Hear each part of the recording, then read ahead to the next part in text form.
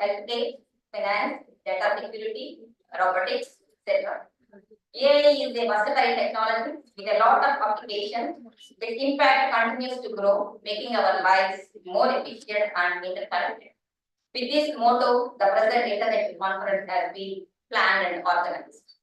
On behalf of organizing committee, Sri Padmavati Mahila Vishwavidyalayam, it is my privilege to welcome you all for today's International Conference on Innovations in Advanced Artificial Intelligence and Augmented Reality, organized by DSTQD AI Center.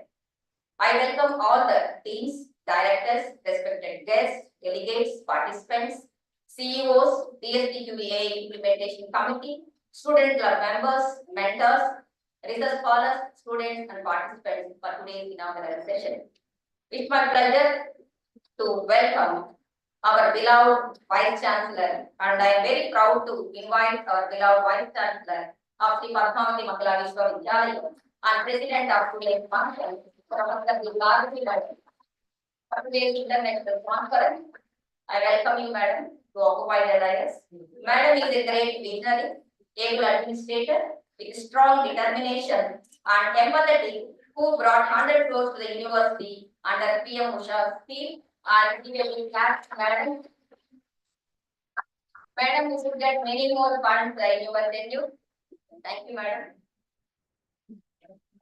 I am very much honored to welcome the dynamic administrator, a researcher, education specialist, and a great humanitarian who doesn't require any introduction. He is none other than Professor K. M. Chandra Reddy, sir, Chairman, AP State Council of Higher Education, Andhra Pradesh. As the Chairman of AP State Council of Higher Education, he has initiated many first-of-its-kind reforms in the country. He has commenced many path-breaking initiatives in academic and administrative spaces.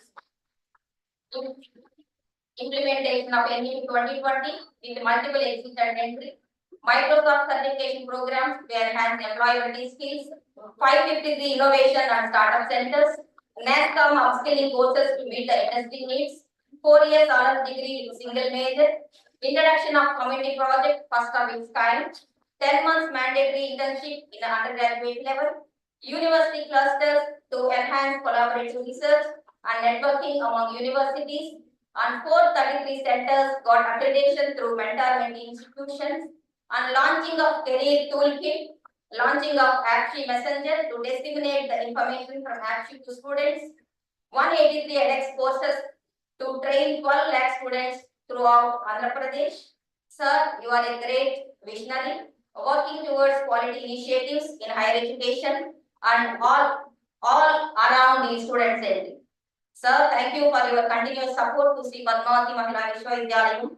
You have been hand-holding and making our university visible.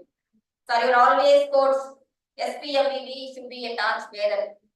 And Janamlo Sagam Mahila. I remember your quote always. So we are very fortunate to have you as the chief guest of today's international conference. We welcome you once again. I am very much privileged to welcome Professor Uma Maheshwari, Vice Chairperson of AP State Council of Higher Education, and guest of honor for today's function. And he is the academician, policy administrator, gender specialist, and during her tenure as a NAC coordinator, university received NAC A+ grade, and as a coordinator, TOCAC Center. So our efforts made to keep the TOCAC Center as a #1 in the country. What is this? We are very proud that our friend and colleague working towards quality initiatives in higher education under the able guidance of Chairman Sir, AP State Council of Higher Education. We welcome you, Madam. It's my pleasure to welcome our beloved registrar, energetic, dynamic, great administrator with lot of commitment and dedication, and the guest of honor for today's international conference.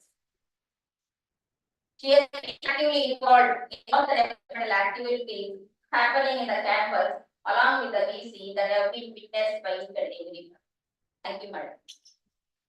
I am very much honored to welcome the renowned scientist Dr. Ratnagiri Polavarapu sir, President.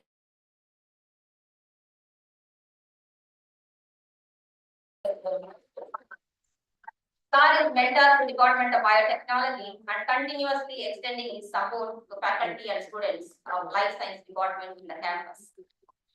He is the CEO of Genomics Biotech Lab, Atlanta, USA, and Genomics Molecular Diagnostic Private Limited, Hyderabad, and Genomics Healthcare India Limited, Hyderabad. And he has been working towards the farmers in India to provide a low-cost diagnostic kits. With that motto, SAR has established Genomics Car Private Limited in Pulivendala to help the farmers. It's a great initiative. So you are a great scientist. Usually the research should go from lab to lab. So that's what you are doing, sir. So he has completed many major projects and developed many diagnostic kits with low cost. To name a few, it developed rapid, sensitive, inexpensive, rapid,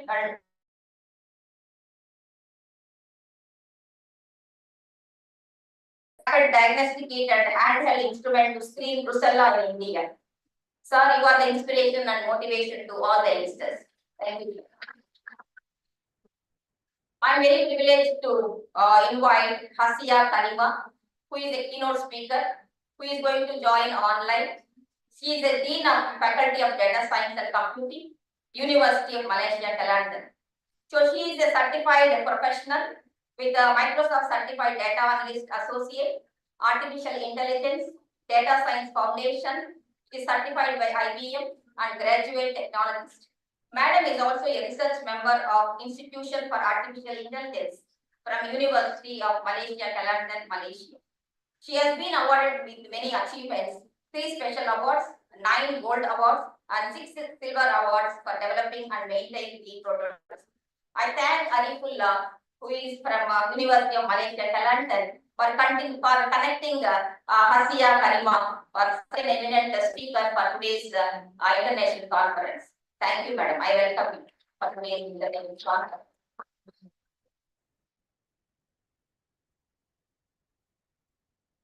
It's my pleasure to welcome Professor Alok Pandey sir, Professor of College of Southern Nevada, Las Vegas, USA. He is a Professor of Computing Information Technology.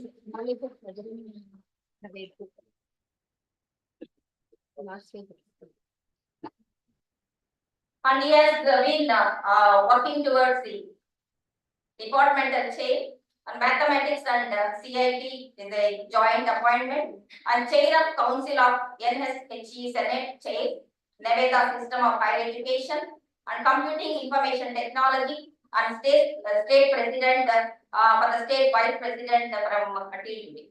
I welcome you, sir, for today's international conference. It's my privilege to welcome that Professor S. Jyoti Madam, Director, Center Network and Security, Secretary Site DBA, Coordinator DSTQA Center, to come on to the dais. Madam is the one who played a key role and instrumental in bringing the DSTQD AI Center to Sri Padmavati Mahila University. Give her a big clap. And she is the one who established the Augmented Reality Lab, and she is known for her commitment, hard work, determination.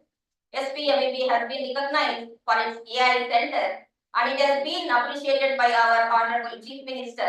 The credit goes to Professor Jyoti Madam, who is today's coordinator for the international conference. I welcome you all once again for today's international conference. Thank you, one and all, for giving me this opportunity. Now I request our beloved Vice Chancellor Madam, President of today's function, to preside over the function.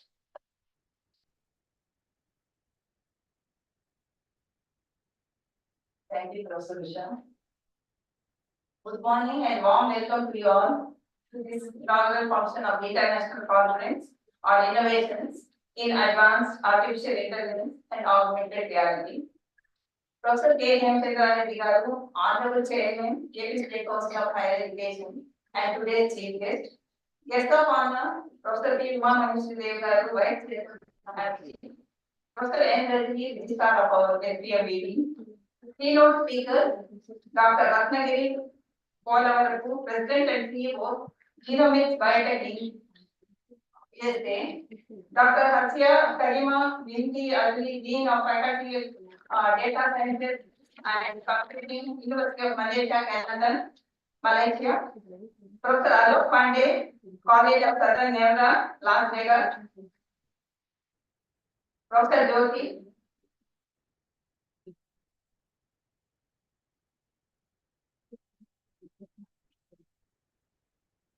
Professor Sujata, Dean School of Sciences. Professor Vani, Dean in charge School of Social Sciences. Professor Vijay Lakshmi Garu, Dean International Relations. Professor Mamta, Former Registrar. Professor Devusha, Professor Kalarani, Professor Vidya, Professor Rajita, and all other teaching staff of Mandai University, and non-teaching staff. Conveners of international conference, Professor R. Visha, Dr. Bhargavi, members of EHCPP are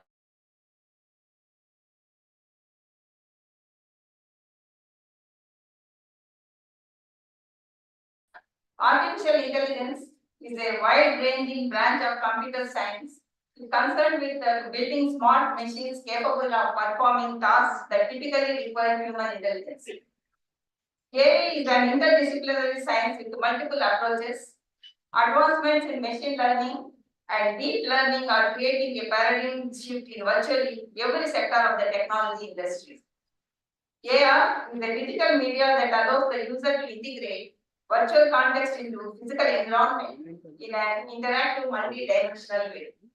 AR software derives information about the surrounding environment from cameras and sensors.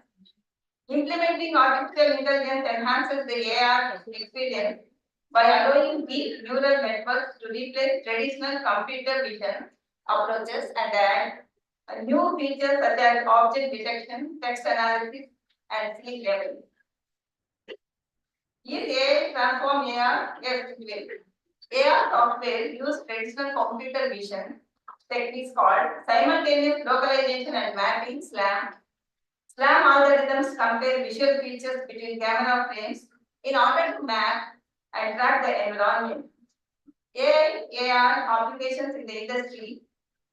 There are some other industries that can benefit from AI, AR. They include construction. It includes architecture, design, project planning, site revision, safety and inspection, underground constructions, and training. Then coming to the education, field expedition, model experiments in labs of chemistry, physics, geometry, anatomy, etc. Entertainment, in entertainment, real-time information from sports arenas, augmented music, concert, interactive ads, movies, and games. Coming to the medicine, diagnosis, surgical navigation, training surgeons on a new procedure, and modeling the drug effects. Then coming to the logistics, warehouse planning and operations, transportation, optimization, and inventory management. Then next is the manufacturing. So design and prototyping, maintenance, repair, and training are included there. Then military includes aircraft navigation, weapon aiming, and telepresence in military operations. In real estate, it comes to marketing, interior design, floor planning, construction, staff training. Coming to fashion, you have to try before you buy. In-store navigation, then personalized shopping, AR window shopping, and makeup apps. The companies such as Apple and Google are in the market of developing AI and enable AR software to enhance customers' AR experience. Apple AR Kit. AR Kit is Apple's augmented reality development platform for iOS, iPhone, and iPad. AR Kit provides object labeling, people occlusion, motion capture, and multiple face tracking. So AR Kit has been used in education to model practical experiments in science, physics, and chemistry, anatomy labs, etc., such as Blaster, then construction and architecture to measure the spatial dimensions and suggest products or solutions such as idea place. Entertainment such as Spokesman Vivo, Then Google AR Core. AR Core is the Google's AR platform. AR Core integrates digital content into the physical environment via motion capture and object detection and recognition. So AR Core has been used in real estate to visualize and also to decorate and design empty spaces such as South by Curate ad. Coming to the lifestyle and maintenance, it connects users with professionals who provide guidance and instruction. So take measurements and project potential solutions into the space. For example, Stream app. So other AI AR software vendors include Amazon's Sumerian, Unity, Euphoria Engine, Jamworks. With all these, the faculty, research scholars, and students have benefited by sharing the knowledge in innovations in artificial intelligence and augmented reality related to societal and multidisciplinary approaches. I thank the organizers for giving me this opportunity. Thank you, Vanessa. Now,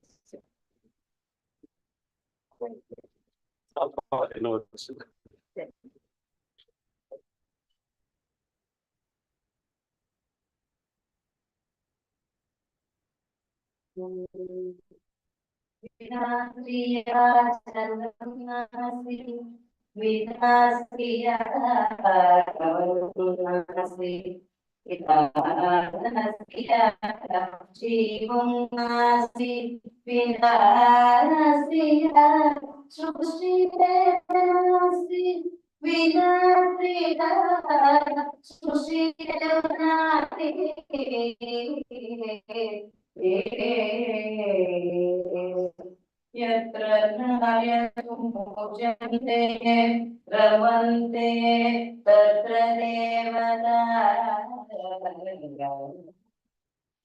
Yatra Naryatumujanते Ramante Tatra Devata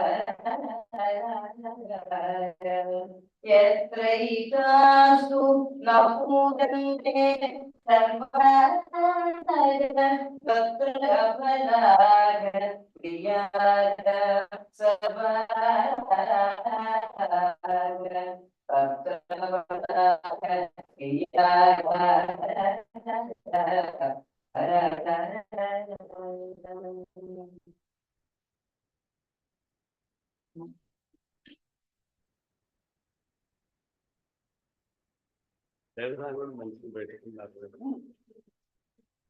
I now request Professor N. Honorable Chairman, State Council of State Council of Higher Education, to address the gathering. Artificial intelligence. మేము మాట్లాడతాను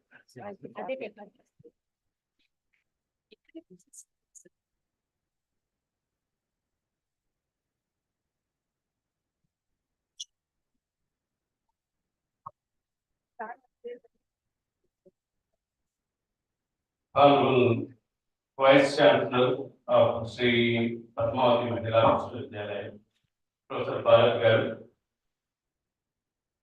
and the International Conference Coordinator, Professor S. Jyoti. In fact, I found a true role model today looking at her commitment. Jyoti Garu, in fact, looking at you, my commitment increased, my dedication increased. In fact, since yesterday evening, I started only observing you now. So you're lucky you have such a wonderful coordinator here. And the registrar of the university, Professor N. Rajni Garu, and my colleague from APSE, the Uma Maheshwari Dev Garu, the Vice Chairperson of the State Council of Higher Education. And very distinguished guests here on the days with us, Dr. Ratnagiri, President and CEO of Genomics Biotech, and very important guest, Professor Alok Pandey from Las Vegas. And I'm told one Asia Karima Binti will be joining us through online. from Malaysia. And truly an international color has been brought to this conference. And we started with the right invocation respecting women. So I extend my warmest greetings a couple of days after International Women's Day. A very happy Women's Day to all the stakeholders of Mahila University. And this university never let me down, as an administrator, as a policy maker in higher education. We all have certain goals set for each of the universities. Mahila University never let us down, whenever we expected it to perform. You are always there, and certain times your achievements are much more than beyond our expectations as well. So that way, I personally like this university. I don't miss even a single opportunity to visit this university. Whenever I come here, it's a refreshing feeling, and I understand a couple of new things from here, and then go back to the State Council of Higher Education with an intention to implement some of them. So that way, as Honorable Vice Chancellor was talking about Mahila University becoming a torchbearer, I have no hesitation saying you shall be the torchbearer because you address 50% of the population of Andhra Pradesh. I have a few complaints as well, but definitely this is not the occasion. I make all my complaints. Of course, I keep talking to the Vice Chancellor and Registrar as Mahila University. You need to reach out to the entire state because state is your jurisdiction. So don't miss any part of the state in taking the education forward.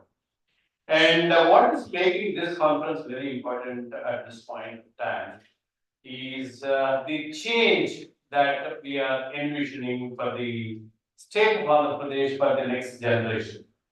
In fact, since 2019, we brought in considerable changes, plethora of them, I should say. A lot of reforms are being brought in the education. Initially, we thought there shall be access to higher education to everyone.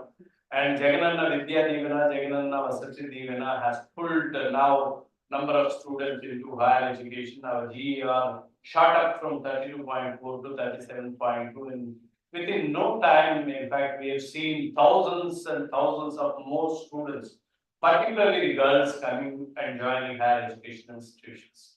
Now, GPA increase from 0.81 to 0.94 is a remarkable achievement in just 3 years. These schemes are wonderful, they are designed to increase the access. But we are not contented, Honorable CM always says. He is not contented by merely providing access because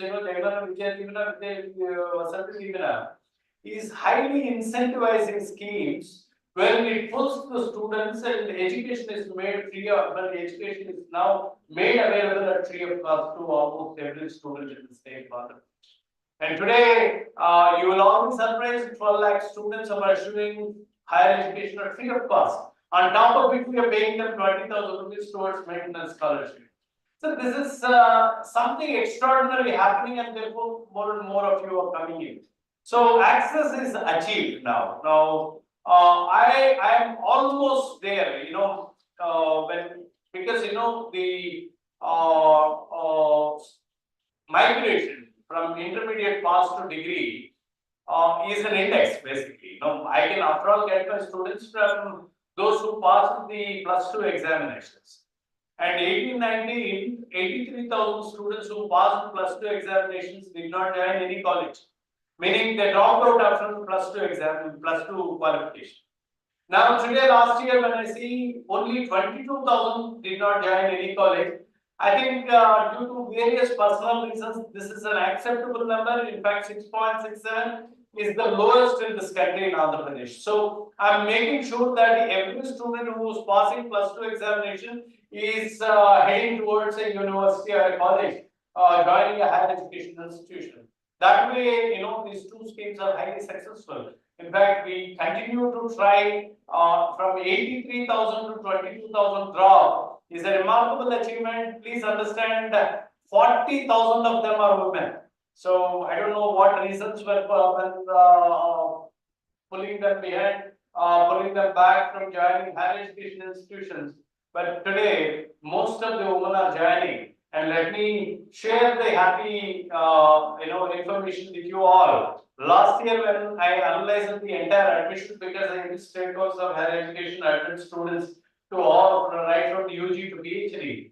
And when I summarized all the admissions, for the first time in the state, women outnumbered men at the admission side. So, for the first time, there are more women joining higher education institutions than men, and it's happening for the first time. So, access has been achieved in the state of Andhra Pradesh. Now, Honorable CM is very particular that it's not enough to provide access, we provide access to high quality education. And that's where we have initiated a series of reforms, the flexibility has been brought in, we promoted blended learning as much as we should, and we brought in flexibility, we brought in a mandatory internship and mandatory community engagement. See, we did not leave any dimension unexplored in redesigning the curriculum. We wanted to bring every component of positive learning into the curriculum so that every child enjoys, every student, every youth enjoys the knowledge acquisition in higher education institutions. In fact, the reforms are very well received by all higher education institutions, particularly universities stood as a solid support to the state policies. And for the first time, universities are working together. And like a very cohesive unit, like a family, all the vice chancellors, registrars, university system, they are all understanding and appreciating the policies that are made to rejuvenate and transform the youth for good. And today, Andhra Pradesh is a number one state on many fronts, particularly in the education side. And very particularly talking about artificial intelligence and augmented reality. Now, artificial intelligence is coming in a big way. And Yuval Noah Harari, a famous person, keeps talking about almost every happening in the across the world. He also commented on artificial intelligence. Let us not talk about the risks it poses, but let us try to understand and maintain this technology for good of the human being. Now, definitely, we need to understand this technology. We should be able to maintain this technology to reap all the benefits of this technology. According to him, quite obviously, millions of the routine jobs will fade away from the radar, and millions of new jobs will be created. And do I have the capacity to march my youngsters towards this future opportunities is a big question as a policy maker. And your Vice Chancellor was also there when Honorable CM 8 months back called for the meeting of all Vice Chancellors. Uma was also there in the meeting. Honorable CM in no uncertain terms has made his mission very, very clear that universities and higher education system of Andhra Pradesh should be very strongly embracing the artificial intelligence and taking it forward.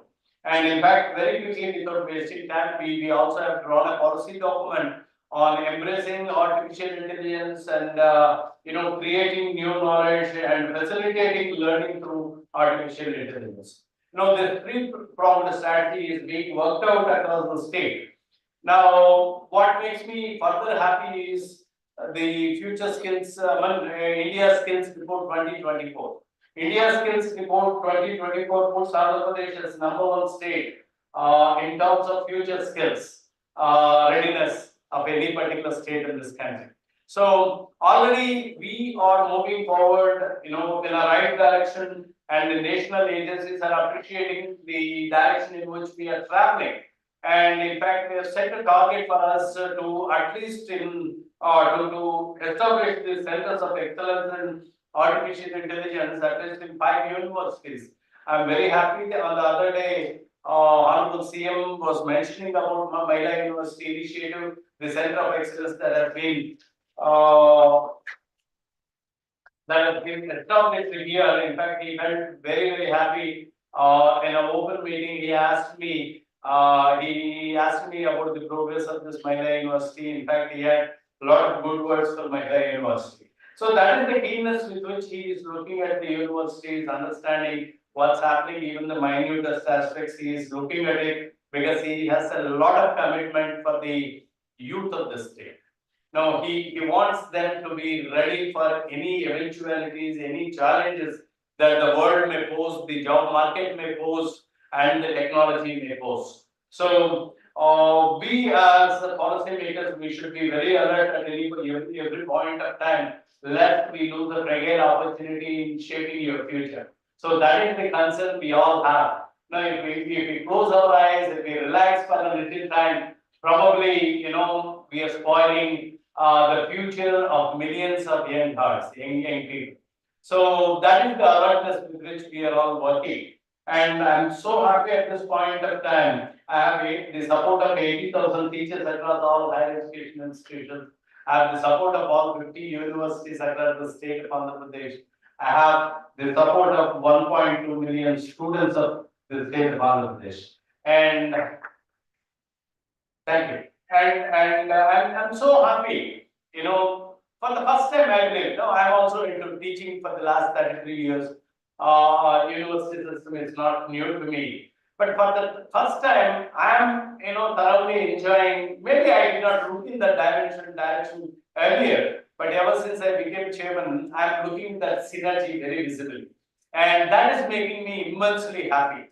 And it's not an easy task. And in fact, I was talking to Professor Alok just before I came onto the race, that institutions are not all about buildings. Institutions are all about people and the network we create, the knowledge we create in the institutions. And every effort is being made to create that new knowledge which can drive the generations in a safe direction and which can ensure a certain future for all the youngsters. So I'm so happy Mehta University is understanding the policies of the state of Andhra Pradesh, always coming forward as a front runner, in implementing the vision of the state of Andhra Pradesh. So I'm so happy here, congratulating everyone who is involved. In fact, Professor Usha also was there with us, explaining everything. So I know many people are involved in this process, and I'm sorry I'm not mentioning every name here. So my congratulations to all of you, and my best wishes to every one of you.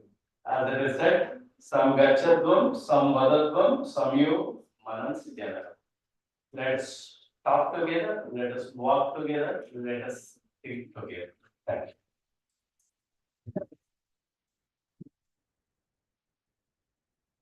Thank you, sir, for all your good words about our university. Thank you very much. Your insights into the current state of artificial intelligence research and its potential impact on the society were both informative and thought-provoking. Thank you, sir, for accepting our invitation in spite of your busy schedule.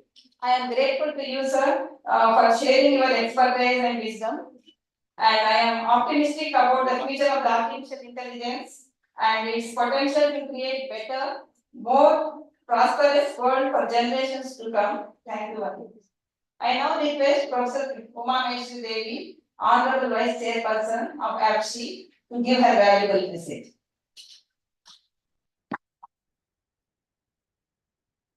Honorable Chairman, Professor K. Vincent Garu, Honorable Vice Chancellor, Professor E. Bharati Garu, my friend and Registrar Rajni Garu, the coordinator of this conference, Jyoti Garu, the delegates, the invitees, the special invitees, the delegates and faculty members, my student friends, good morning to all.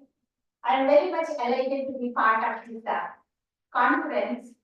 Here really we can witness there is a convergence of incredibly dynamic fields such as computer science and the biology. And this synergy is very much important to address the majority of the challenges in the science and technology. So it is a mandatory to think about the AI. As such that AI always occupies the major seat and the major point in the science and technology itself.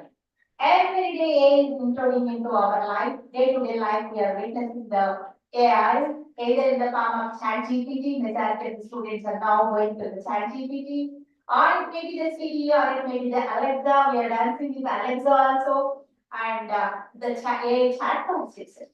So it is important to integrate the AI into the curriculum, irrespective whether it's the arts or the science or the languages or maybe the nursing. Based on this, the AppSheet took a plan, made an MOU and contract agreement with edX, and through the edX platform, we are offering more than 250 courses in AI, machine learning, and data sciences. I hope all the students of the Mahila University, irrespective of your background, whether you are from Telugu department or mathematics department or maybe the nursing, make use of the edX platform itself. So you need to cross your boundaries whenever you are choosing the courses itself. As a microbiologist, I would emphasize the role played by the artificial intelligence in addressing the issues of antimicrobial, in combating the antimicrobial resistance. You know that the antimicrobial resistance is now a global challenge and we need to face it here. So the artificial intelligence is very much useful to analyze the misuse and the overuse of the antibiotics, which are the drivers for creating the antimicrobial resistance. And this artificial intelligence is useful for analyzing the health records, the electronic records, and maybe the clinical data. We can use that. In addition to that, everybody knows that the deep learning tools such as the artificial neural network, or it may be the CNN, or it may be the RNN, or it may be the transformer, these are very good tools in order to predict that the novel antibiotic itself. So in this context, as a researcher, maybe I can request the faculty members and the students and the research scholars of this university and other university, maybe the delegates who joined online, to cross the boundaries of your discipline and make collaboration with the computer scientists so that you can generate novel strategies in order to predict the antimicrobial resistance, and maybe you can optimize the antibiotic treatment regimen, or you may discover the novel antibiotics itself. I hope this conference can provide a platform for transdisciplinary research to make up a novel prototypes for the products. So I thank Jyoti Garu for involving in this conference, and Usha as well as the Bhargavi and other friends. I'm very happy. Thank you very much again and again.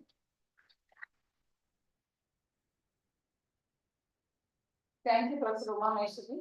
Today I had the privilege of listening from you about the artificial intelligence, and your speech is both enlightening and inspiring. Thank you for your constant support and encouragement to our university. I now request Professor Rajni, Registrar of SPMVV, to give her message.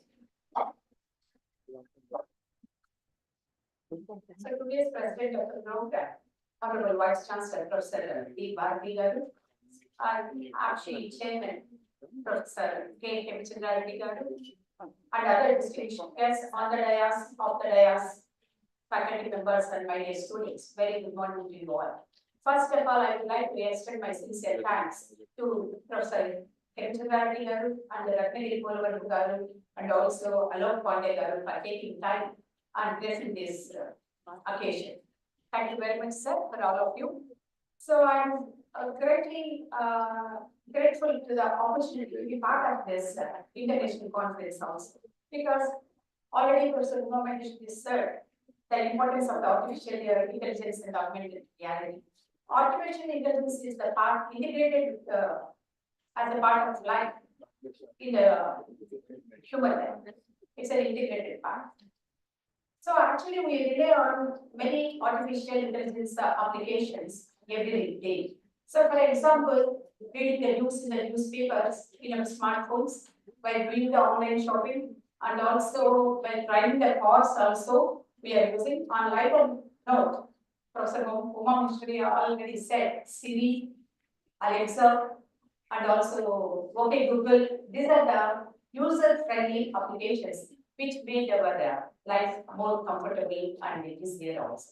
That means artificial intelligence in the life of a common man made the life very easier. Making things easier had an element of enjoyment and also it consists of the entertainment also.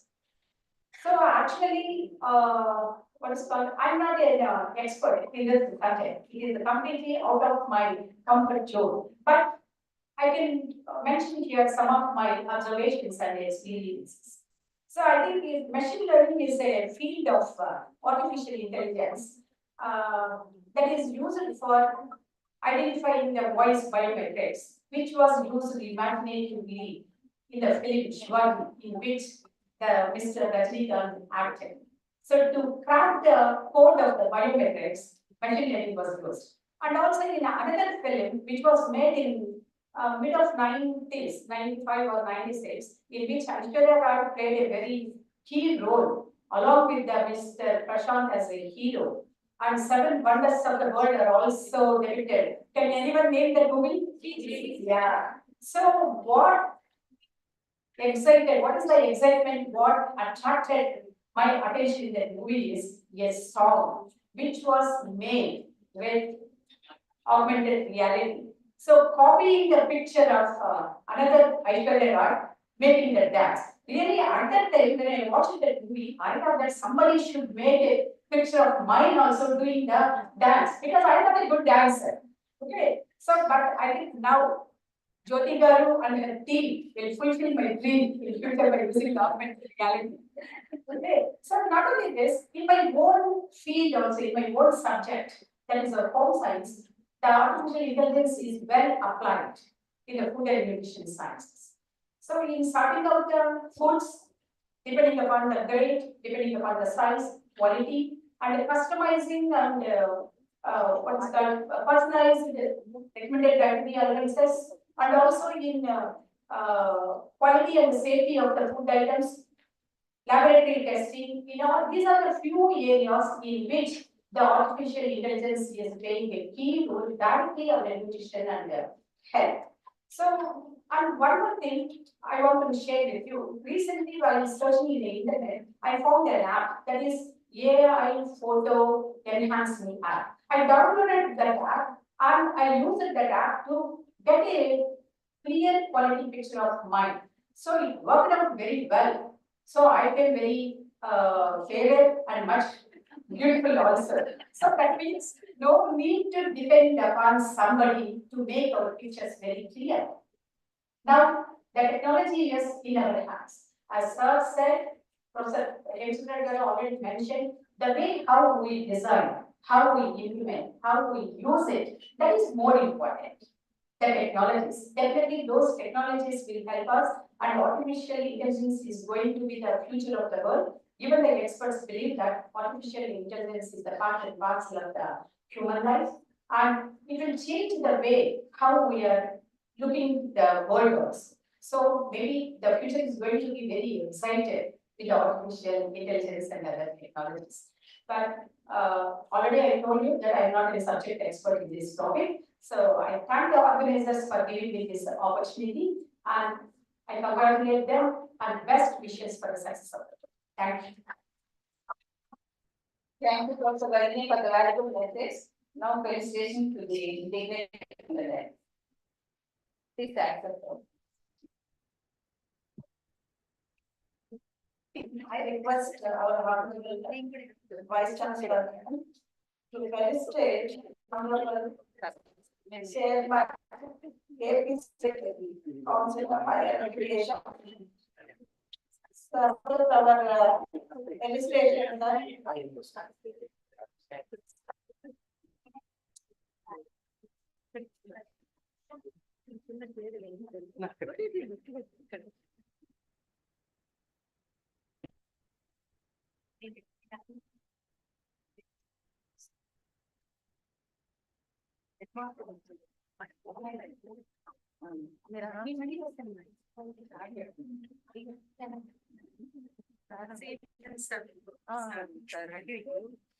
I request all the dignitaries to join for felicitation of our chairman, sir.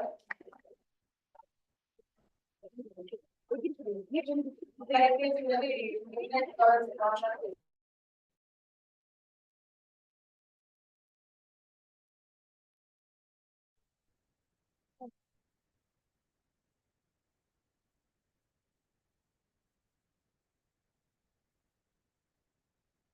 I request Honorable Chairman Sir Apchi to felicitate our Vice Chancellor Madam, Honorable Vice Chancellor Madam.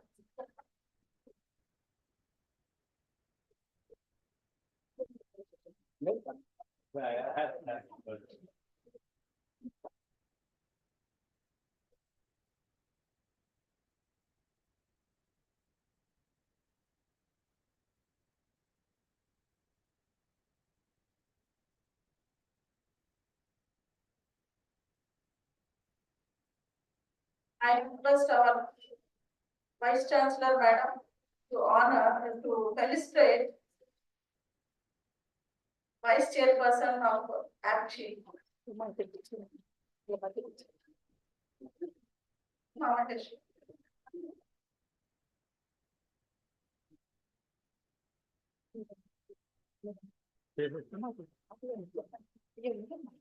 Award event.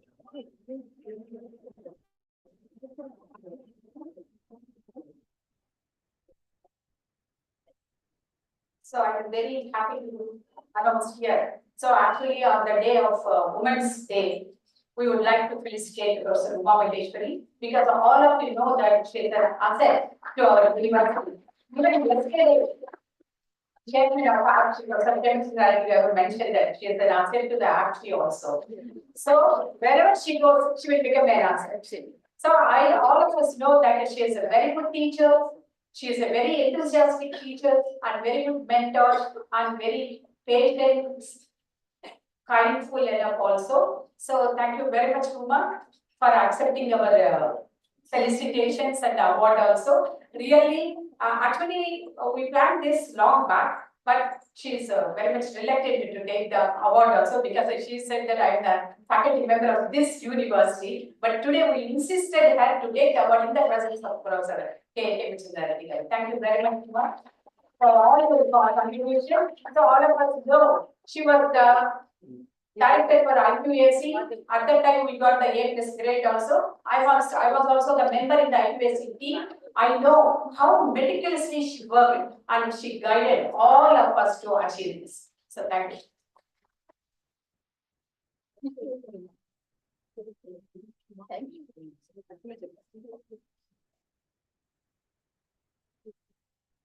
I request our Honorable Vice Chancellor Madam to felicitate. Artificial intelligence. Okay.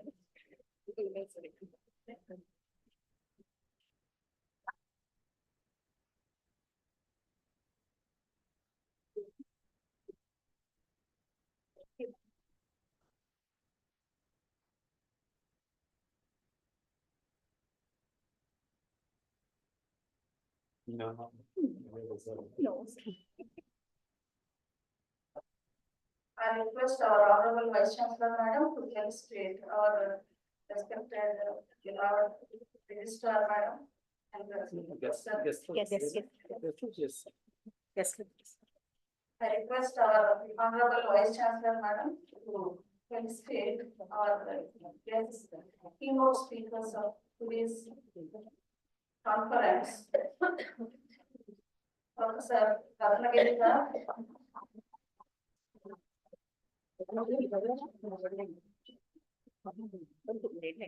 We get such a pleasant meeting.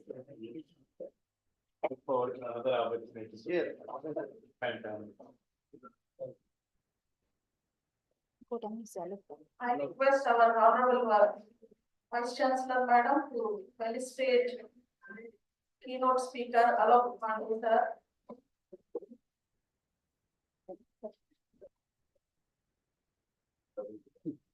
Let's see, listen up. No. That's okay. I'm leaving.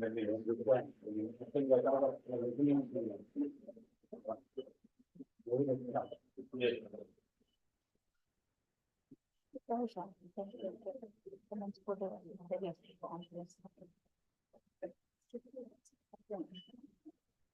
I request our Honorable Chairman sir to felicitate our Registrar Madam, Professor N.S.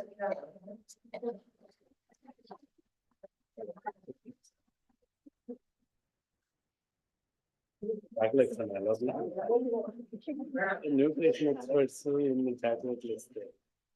వాళ్ళని అడగలేదు sir.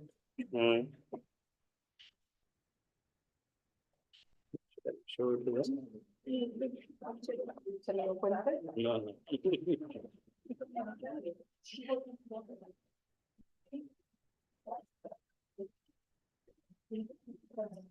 Request of Vice Chancellor, Honorable Vice Chancellor, Madam. I request our Honorable Vice Chancellor, Madam, coordinator, UPA sector.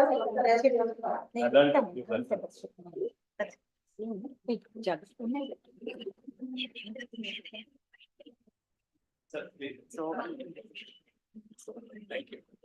Bye bye. మాట ఇస్తాం ఏముంది మాట ఇస్తాము మీ తిరిగి పెట్టారు మాట ఇచ్చేస్తాను.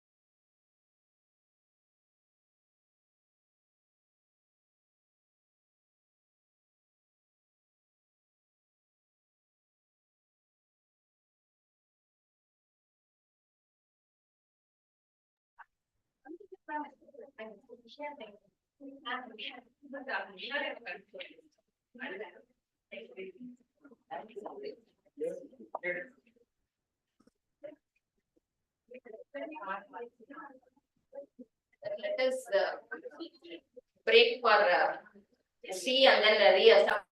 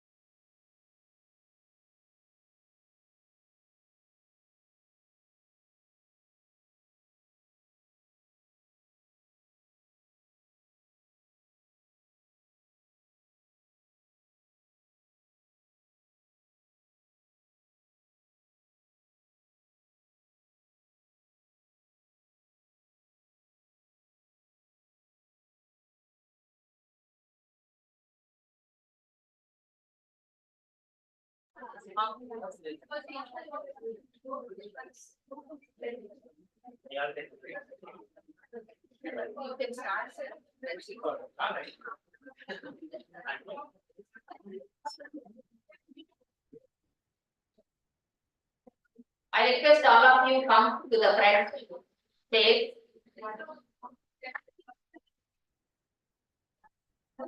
Hope you would have got more energy, right? After tea break. Now I request Dr. Ratnagiri Polavaram, CEO Genomics Private Limited, and who is always with the students, who always wants to disseminate the knowledge and enhance the technical skills for the students. I welcome you, sir, for today's talk on this international conference. Thank you.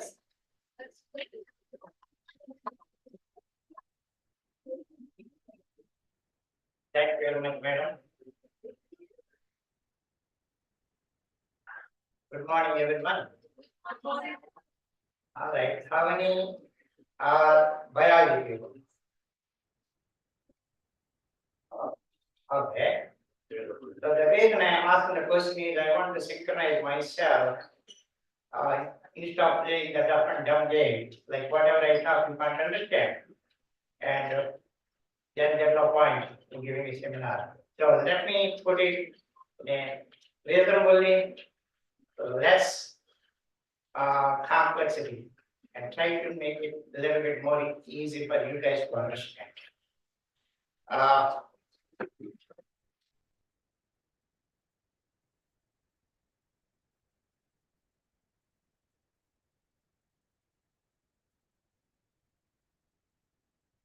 All right. All right, we heard about this buzzword, artificial intelligence. Most probably every speaker in the morning, they started talking about it. And most probably you might not be using this word so often because unfortunately or fortunately it became part of our life. Seamlessly, you have been using. How many people have the smartphone? As far as I know, all the beggars I have on the streets, and why do you have it? So smartphone is full of artificial intelligence. Now, what is artificial intelligence? And the ability of any machine which can simulate the human intelligence or else any higher organism. Sir, you need column mind. Yes, that may be better. Yeah. So that way now. That's right. No, that's right. Please. Now the term is started first time artificial intelligence by John McCarthy in Dartmouth institution, and I will go to the next slide, then you will understand why I'm going to talk all these things. There are two siblings. One is cell biology or biology as is, another one is artificial intelligence. They were born together, similar, within 1 year gap. They have been moving along with that and growing together. And now you will understand when I show how they were born, how they. Somebody else is talking. No, I don't need it. No, I'm fine. Thank you. The field of artificial intelligence, the important tool is almost every branch. You just name it. From mathematics, psychology, biochemistry, biology, and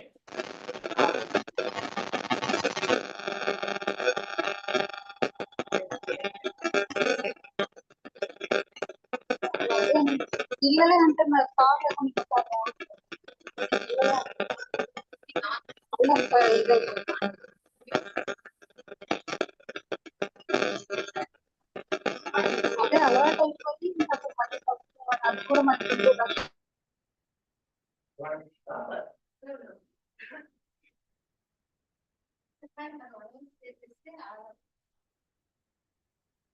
Can I continue?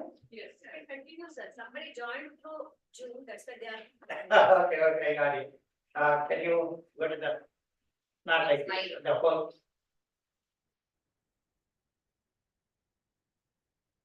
All right, good. Okay. In simple words, it's nothing but self-aware, logistics should be there, and able to learn from the experience means over the time, the instrument should become more thorough and thorough. And able to perceive and react for the external environment. That's how it's simple.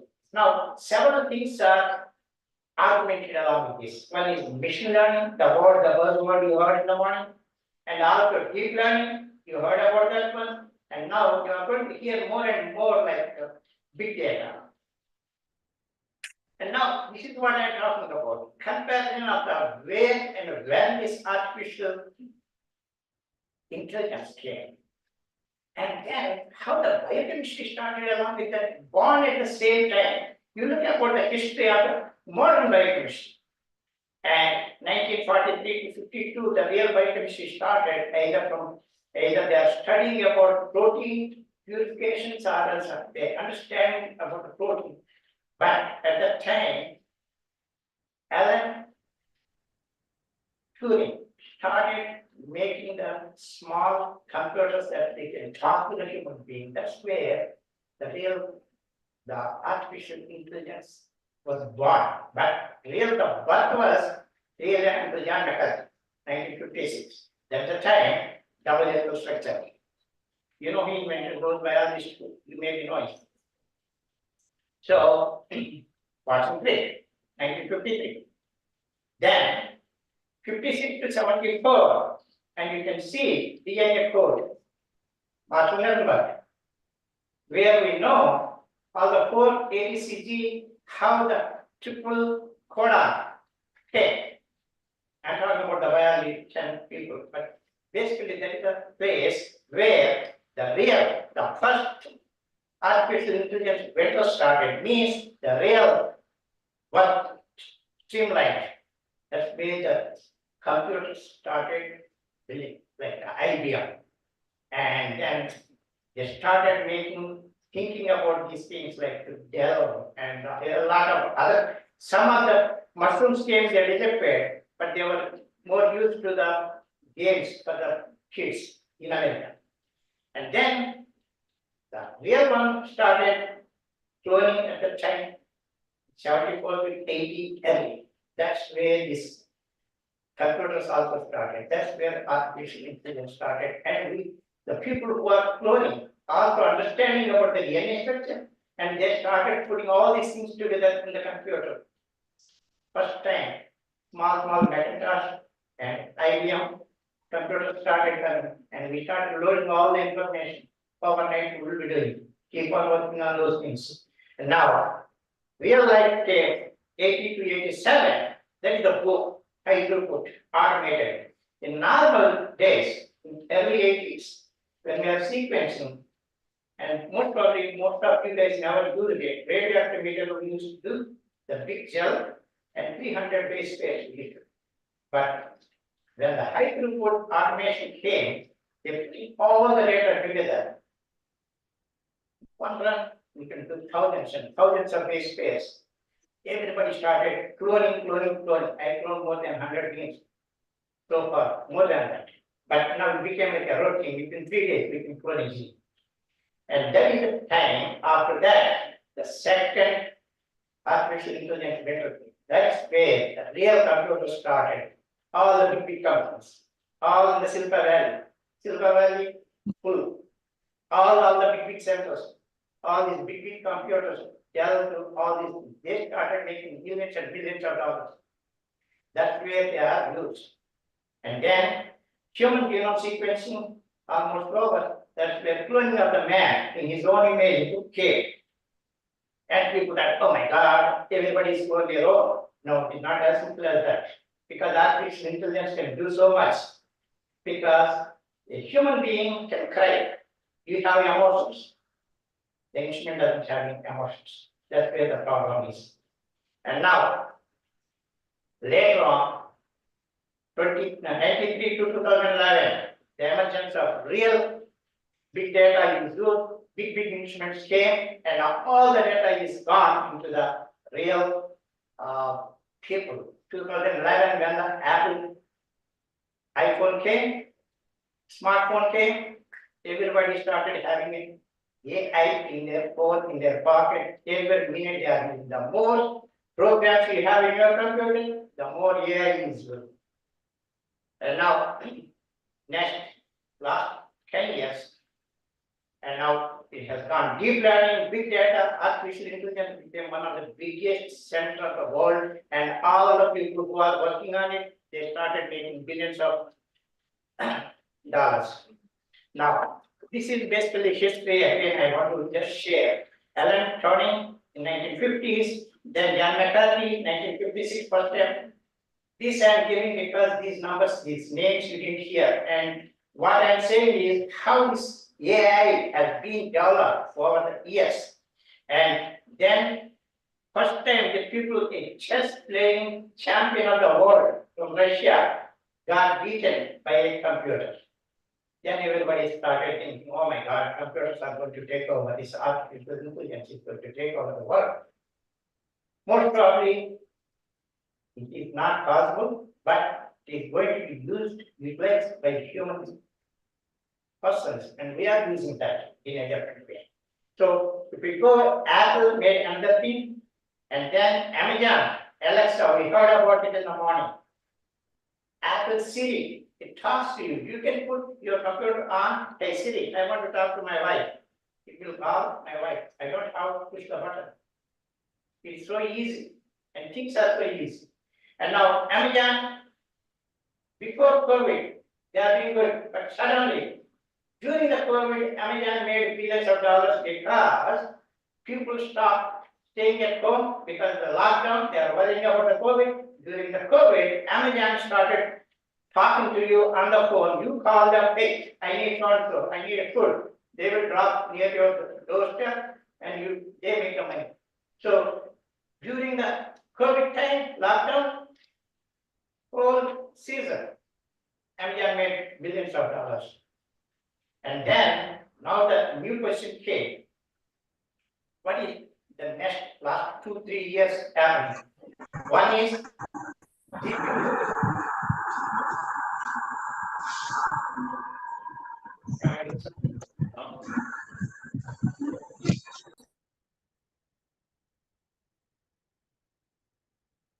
okay, I think I'm back. The GPT means it has the emotions. It can take your information. How are you doing, sir? Good morning. Okay, I'm doing fine.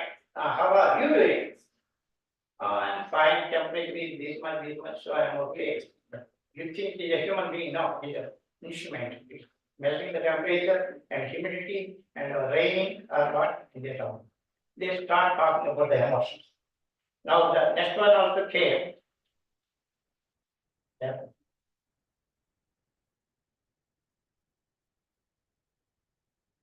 All right. This is the one recently, that's the part of the previous slide, last one. This is the telemarketing. Even in India, Tata is doing this. Yesterday I got a call. What they are talking is, category, you got shoes, brown, and also brown socks, and we got brown belt. Do you want to buy it? I said, what? Yes, we came to our store on so and so day because they took my name, they have my phone number, and I bought these things. We got a brown belt and also suitable for your dress, a tie. Then, if I don't use the tie, no, we know that you use the tie. So you see how much my privacy is gone. So I'm more worried about it. This is what is going to be end of the talk. You are going to see there are the questions still lingering. Now, what are the components in artificial intelligence? That is, natural intelligence is a person, human being who put the basics, and then deep learning, neural network, mechanical learning. That's the whole total is called artificial intelligence. Then the big data. What is the big data? Big data is nothing but have a network and collection data and storage it, research you do it, analyze it, volume wise, total much, not one or two, thousands and thousands of points you are going to put it together and you are going to visualize the whole thing. Now, this is a smartphone, we talked about it. You can imagine how these things are working. All those things what you are seeing on top, each one is a program and you can download them. They're all free and you can use it. That's what you are doing. Now, the other one is this Tesla. This is the game changer in automobile industry. This is the car, completely oil-free, purely battery operated, highly automated. It's also self-driven, means I can stay in my office. The car is in my house. I can call and say, hey, come and pick me up. It will drive itself, start itself, and has 36 cameras around. It will see which direction it is going. It will come and stay, and then you will send a message, I am in your office. Can you believe that? I have, my son has it, I bought it for him. It is with my money, but he's enjoying it. Elon Musk is a person, really brilliant guy, and I'm going to bring him later. Now, there are two kinds. One is weak artificial intelligence. Another one is called strong artificial intelligence. Now, what is the weak? Weak means they are not bad, they are good. Tesla is also good. It's an autopilot, but I cannot trust it all the time. It can hit anybody anyway. It doesn't understand sound. And also, as I said, the Google can search everything. Now, I want to ask what the difference? Time flying and airplane flying, the difference. And we know what time flying means. It is not the same meaning what flying, time, fast search. And airplane flying is that. Airplane is flying from A to B. Both are two different things. So, artificial intelligence in some of these places, they won't work what we think because the meaning of the words are different. And now, in the real strong AI means it has more advanced complexity and not restricted by human-made laws, but it can think on its own. It can also control, but we don't have that kind of things. These in future, next 10 years, you are going to see those kind of things. Now, what I will do is I will move a little bit faster into the biology. Biological system is the things we talk about. We are the human beings. We have all the animals around us, and also agriculture we have. So, how this artificial intelligence is helping us? This is very, very important, and this is one of the major components which you don't see it. When the artificial intelligence is invading your life, then you will feel it. So,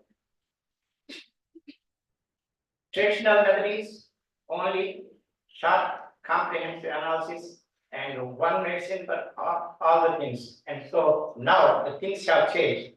Now personalized medicine and a lot of things which we cannot use one medicine for everyone because your body is different than the other person.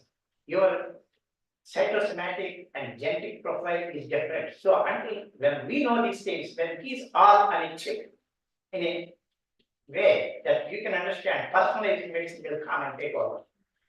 Now, normal biotechnology, and you heard this thing, it is a big word and all in this. So most of the people they started talking about that, and they accelerated innovation. The faster the data, you can analyze that, and you can use the data to diagnose the disease, and immediately you can also therapeutically intervene the disease process. And now, also the gene editing came, that is also very important because suppose we have cystic fibrosis, and you already identified, there are people they can go and they can change. Within the next 10 years, these things is going to come without having any much problem, and they can do it. Now we have thousands of GMOs out there. And you may not be knowing what you are eating. We are struggling to get the brinjal and mustard. No, they're already here from Bangladesh. So you can imagine how artificial intelligence works in the world.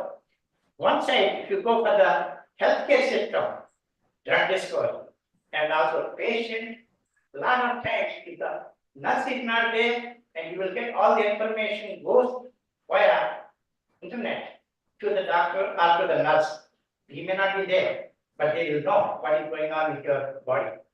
And also, biomanufacturing. This is another thing, without knowing yourself, you are going to use a lot of them, indirectly or directly, either in the farming or in the normal probiotics. A lot of people use the probiotics. They're all done by using artificial intelligence. And then you can think about the farmers and veterinary side and agricultural side. I will deeply deal with that. And genomics. Genomics is the major part of our lives. And now, over the last 30 years, 40 years, this became, once the human genome is sequenced, thousands of other animal genomes are sequenced, and we know the evolution between those things, how they are close to us, which gene is more highly conserved, how they are these genes and function. Now, so much about this. చూసి call చేస్తాను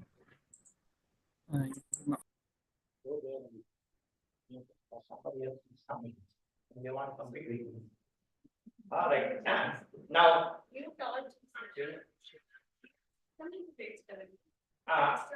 understanding the genomics is coming. I'm doing something? No, you are fine. Okay. And you see, the study of the genomes means not one human alone, all the genomes, different animals and different important species, like for example, like rice and wheat, barley, and these are important, and cow and bull. It is our animal, and we sequence everything. We know all those things, and now we have all the information, and then we are going to use the functional genomics. What is the functional genomics? Means with the data what we have, then we are going to use what is the function of that particular gene, what it is doing, how we can use it, what is the purpose. Like, I'll give you a simple example. If you take Japanese or Orientals, they cannot able to drink too much because they have alcohol dehydrogenase, which metabolize 100 times more rapidly and fast. Yes, now. Then they will accumulate acetaldehyde. At the same time, they have a defective aldehyde dehydrogenase, and that cannot metabolize any acetaldehyde. Then what happens? The whole body with one pair, the face will become reddish, flushed, and they feel like vomiting sensation. So that is one way protective not to get drunk, but they cannot stop it because they are addicted. Now, anyways, that kind of thing, now we know after sequencing all these genes. Now, this is the gene sequencing, high throughput sequencing. You can look at the sequence, almost like 1,000 base pairs. Without having one error, we can sequence. And also complex, this is coming from the deer mice. Very strange, very monogamous, means it won't marry another person. Once it is paired with one, until it is dead, it will be living together with the same. That is because, once again, I know.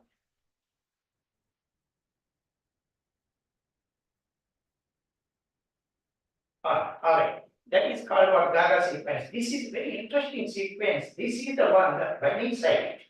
It won't bind vasopressin, which is memory in the brain. It remembers all the things. So this will facilitate. So this kind of information we started getting. Now all this data, where is it? is sitting at NIH, it is called NCDI. And now, 10-story building, hundreds and hundreds of big mega computers, they are putting day in, day out, 7 days, 24. And they are generating this data. You can get it. You don't have to go anywhere. You can sit in your room. If you have Wi-Fi, you can get into the data room, put everything what you want. Thousands of reads. And you can do whatever you want, both proteomics as well as genomics. Anything you can do that. So this kind of luxury we have to have in your hand, artificial intelligence. So by using that, you can sequence the whole different genes and also read them. You don't have to sequence anymore, reinvent the base. It's already there. And by using that, they already sequence the whole genomes. So we have all that information there. Now, single cell assay, they are also doing all the sequencing and putting what the cell is having inside. Signal transduction, they are talking to each other. It's in the thing. What is happening with one cell to other cell, how they communicate. And if something is defective, what is the endpoint? All this information, huge amount of information. Over the 10, 20 years, we got so much. And now, pharmacogenetics means each person, suppose if I take aspirin, I may get stomach upset. For other people, aspirin may be okay. This is pharmacogenetics, because my cytochrome 450 pathway in the liver may not be metabolizing that. So this only I know inside, but if I know my genes, then I can take, I don't want to take that unless my doctor tells me by checking something. Now, these are important challenges in considerations. Despite all this potential, the integration of the artificial intelligence in genomic process, several challenges are there. One, data quality and standardization, comparison, and also intellectual property is very, very important. Suppose I got 65 processes or some very rare cases, and some scientist comes and say, hey, we saw you and we saw you have a problem. We want to check your issues and we will do all the genetics and do. And they will make issue. They come up with a wonderful gene, this gene mutation is there. Because of that, we are patenting this gene. They patented. And they are making money. Suddenly, I raise my issue. Hey, you took my tissue, you did everything, but where is my share? This is America. Nothing is free. So, then they go to the court. Out of $1 billion of whole business, 500 million will come to me. Because the judge will say, hey, you have a point. And these kind of cases are everywhere. This is called ethical issue. So they have to get a signature before taking my tissue. Anyways, protein coding, this is important, and this is a lot of things have been changed over the years. And protein folding is important because we want to know each protein, how it is folded, what it is doing, and how. If there is a small mutation happens, and how we can change it. And also mechanical machine learning, deep learning, and also a lot of breakthroughs are there, big data, and all these things will help in doing the drug discovery. And it is a very important thing in medical sciences, also for normal medical sciences, all these things are very, very helpful.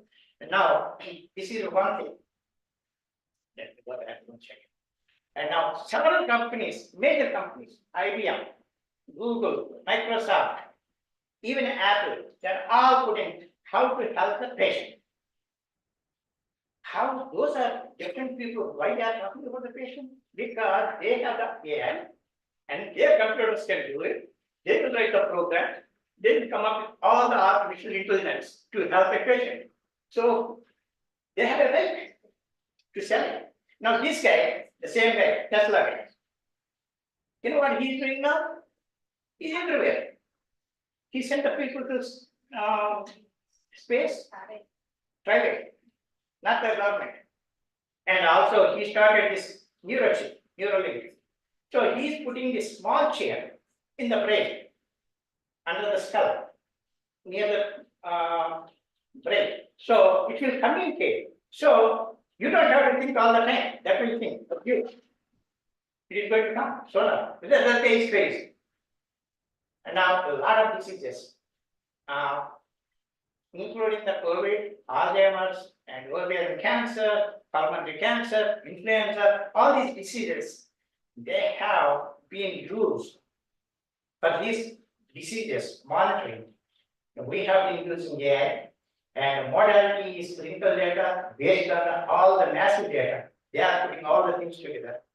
Now, gene structure function, and this is where the role, how the function works. The whole genome analysis, personalized medicine, how it goes. Now, this is personalized means it is yours, based on your gene profile, your own thing, and all the data what is coming. How you are going to do it? This is called microarray chip. This started in 1996. And SPMVV is the company. This is called biochip. This is a 1 centimeter wide, 1.25 centimeters, and it has small chips inside cells. Each one is now even 0.1 micron, and thousands and thousands of things are there, and it is coming to the chemistry. Basically, all the genome is sequenced, all the human genome we know, 50,000 genes are there. There's some unknown areas, but all these genes are functional genes. They put these genes on the chip, this biochip. It's already there, almost like 20 years. People are using it for different things. Now, another big thing came. This is called next generation sequencing. As I said in the beginning, per day, I used to do only 300 base pairs. The whole genome is millions and millions of bases. You can sequence in 1 day. It costs only $1,000. So, whole genome of yours, with your name, so-called Miss Radha, your sequence, the whole genome sequence, and you can tell how your kids may have, what kind of diseases they may have, everything, and how they will tell you your longevity, what kind of diseases, what time you may face. So this is an instrument, this can check, it has fluid station and scanner, that is the computer which has tons of information, you can use it, is the chip. And that is the array, how it forms. It is a photolithography. Basically, it activates and put the whole gene inside there by using. It is like a full Tirupati. You take only 4 buildings, we are putting 4 rooms for each house. 80 CG. In one round, you put all the A's, all over the city. Second round, key. Third round, like a bathroom. Another one, you go around. Third, fourth round, bedroom. So only 4 rooms. Go to the second floor, then you do it. Like this, you do in 20 floors you can make. So all these 20 nucleotides what you are putting coming from the gene what you are talking about. So there are 20 jury sitting there, and they will make it, all this chip. This is the data coming out. Within 12 hours, you can see all the data. You can tell the whole body, how many genes we have, all the genes, how they are responding with the disease to non-disease.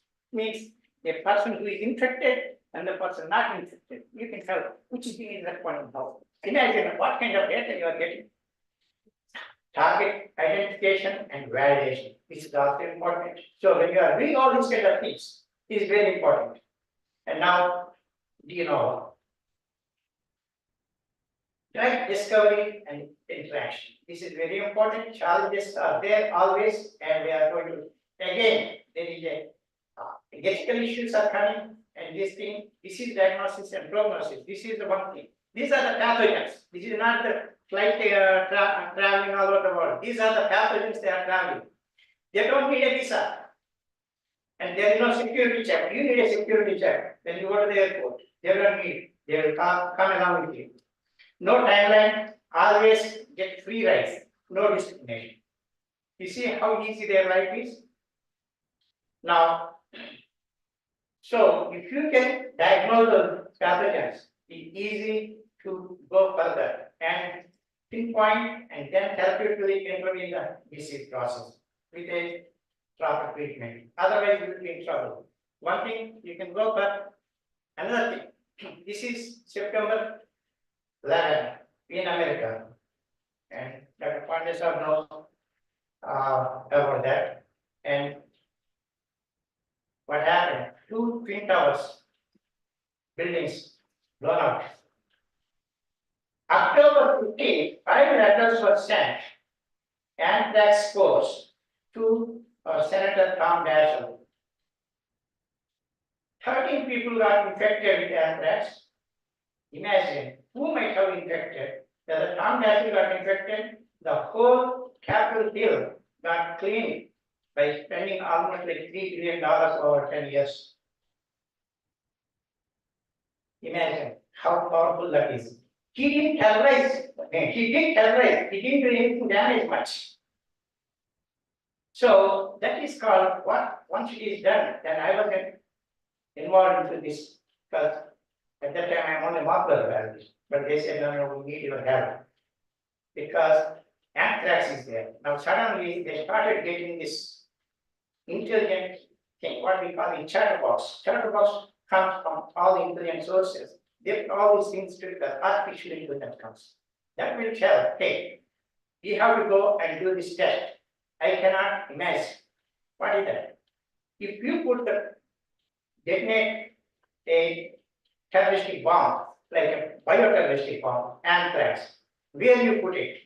Now your artificial intelligence will tell, hey, I'm suspecting your harbor, I'm suspecting your aeroplane, I'm suspecting your wherever the tunnels are there, people are coming, hundreds of people are going.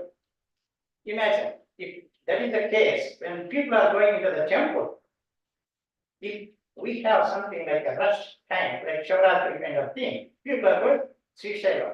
Imagine how nasty it will be. So this is the plume effect means it goes up. What is the wind speed? What is the humidity? What is the temperature? How the score will survive? How long it will survive? How many people are there going the flight? Which flight they are going? And whether they are going to go to San Francisco or Washington DC or Florida. Imagine in 24 hours how many people are going to be infected. How much this damage will be there. This is the study coming from the artificial intelligence. Now, after COVID testing, we don't know whether COVID is man-made or is really came from nowhere. No, it is not disease. People think it came from bats, but how suddenly came so robust? By the time it is coming and people are dying in China, and we realize, well, somehow is okay. The COVID started and didn't enter into India. That's where we jumped in. I didn't go anywhere. I am sitting in Pulvendra. I got into NCDA and pulled all the data. It's already published. And I took the data. I put the things, got them synthesized. Within 1 week, the kit is ready. By the time it came to hitting India, and we started checking, we got the kit is working perfect, and we used it for the country. Thousands and thousands, almost like 100,000 kits, most already used it. So, stop COVID, how we can do it, and what we did was the same thing. This is all artificial intelligence. We just declared only the data already available in the country. Internet. Pulled it, and we know there are 4 things which are important: spike protein, amyloid protein, nuclear protein, protein. So we took all those things and we pulled out and looked at some of the epitopes, means that's the place where you can raise antibodies. So we assembled them, synthesized completely new thing. We have nothing to do with COVID. This is COVID protein mimicking. So we synthesized that and this is the protein and we made the kit. By the time the whole COVID is coming, the kit is already ready in the market. And we got this kit and we have real-time PCR kit and we have IgM as well as antigen test. So now, then the question is how to intervene the disease. This is where protein folding, binding sites, how these pockets will be used. And we know curcumin is one of the good antiviral drugs from Ayurveda. We know thousands of years we have been using. So we use docking system. This is all sitting in the computer and we are monitoring it. So we see exactly it is finding the same site where S2 receptor is binding along with where the pathogen is going and binding in our throat and lung. So if we take curcumin tablet, it won't bind because that will block and it will go away. So we started thinking and did all the studies with other antiviral drugs. This is one of the best one we saw, is curcumin is the best. So it's simple, easy, and also you don't need any approval from the drug control because we eat it every day. So imagine how we can use this conductor. Okay, now, Babu, can you start at the bottom? The button. How to do that? Oh, yeah. Start it. Start it. Click. Yeah, leave it. Leave it. It is AI technology being used in agriculture. Agriculture is one of the oldest and most important industries in the world, providing food and resources for human survival. Over the years, technology has played a significant role in improving agricultural productivity and efficiency. The advent of artificial intelligence, AI, has brought about a revolution in the agricultural sector, enabling farmers to make more informed decisions and optimize crop production. In this video, we will discuss some of the AI technologies that are already being used in agriculture. 1. Crop monitoring. Crop monitoring involves the use of AI-powered sensors, drones, and satellites to monitor crop health, soil quality, and moisture levels.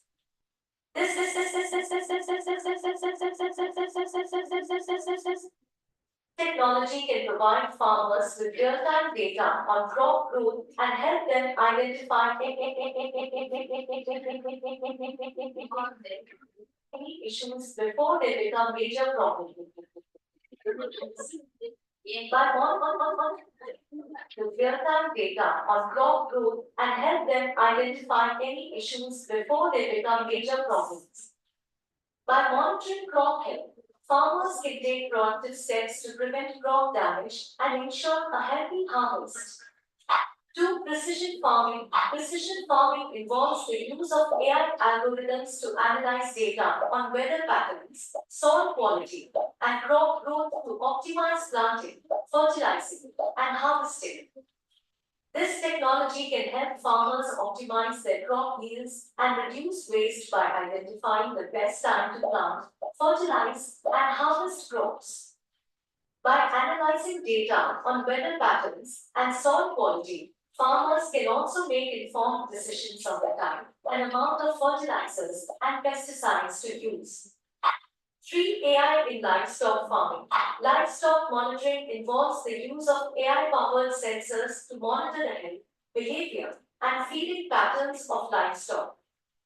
This technology can help farmers identify any health issues before they become major problems and optimize feed and water usage. By monitoring livestock behavior, farmers can also identify any issues with feeding or watering systems. AI technologies can be used to farm waste management, in feed management, and to milk the animals. 4. Crop and soil analysis. Crop and soil analysis involves the use of AI algorithms to analyze data on soil samples to determine nutrient levels and recommend optimal fertilizer use. This technology can help farmers optimize their crop yields and reduce waste by identifying the best time and amount of fertilizers to use. By analyzing data on soil quality, farmers can also make informed decisions on which crops to plant and how to manage their fields. 5. Crop forecasting. Crop forecasting involves the use of AI algorithms to analyze data on weather patterns, soil quality, and crop growth to forecast crop yields. This technology can help farmers plan for the future and make informed decisions on when to plant and harvest crops. By forecasting crop yields, farmers can also make informed decisions on which crops to plant and how to manage their fields. 6. Weed and pest detection. Weed and pest detection involves the use of AI-powered cameras and sensors to detect and identify weeds and pests in crops. This technology can help farmers take corrective action before the damage is done and reduce the amount of pesticides used. By detecting and identifying weeds and pests, farmers can also make informed decisions on which crops to plant and how to manage their fields. 7. Irrigation management. Irrigation management involves the use of AI algorithms to analyze data on weather patterns, soil quality, and crop growth to optimize irrigation schedules and reduce water waste. This technology can help farmers optimize their water usage and reduce costs by identifying the best time to irrigate crops. By analyzing data on weather patterns and soil quality, farmers can also make informed decisions on when to irrigate and how much water to use. 8. Harvesting. Harvesting involves the use of AI-powered robots to harvest crops, reducing the need for manual labor and increasing efficiency. This technology can help farmers save time and money by reducing the need for manual labor and improving the quality of the harvest. By using AI-powered robots, farmers can also reduce the risk of injury to workers and improve safety in the field. 9. Pollination. Pollination involves the use of AI-powered drones that can mimic the pollination behavior of bees. These drones are equipped with cameras and sensors that can detect flowers. In conclusion, these technologies have the potential to increase productivity, reduce costs, and optimize crop production. AI technology is transforming the agricultural industry and holds great potential for the future of sustainable and efficient agriculture.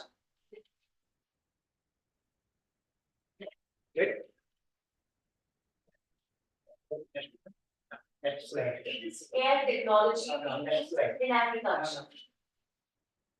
Okay.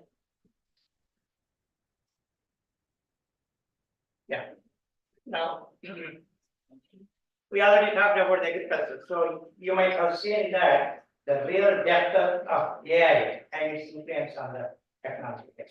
Now, regarding a lot of other stuff is there where we are using AI in the industrial biotechnology, means all these big industries which are doing biopharmas, they are doing nothing but AI technology. They are using it for the processing, optimizing, and metabolic engineering, and also changing design, and to make sure streamlining the production process, enzyme engineering, everything will be done very carefully. And because when you are putting not like half a liter, 1 liter, we are talking about 200, 2,000, 5,000 liter fermenters.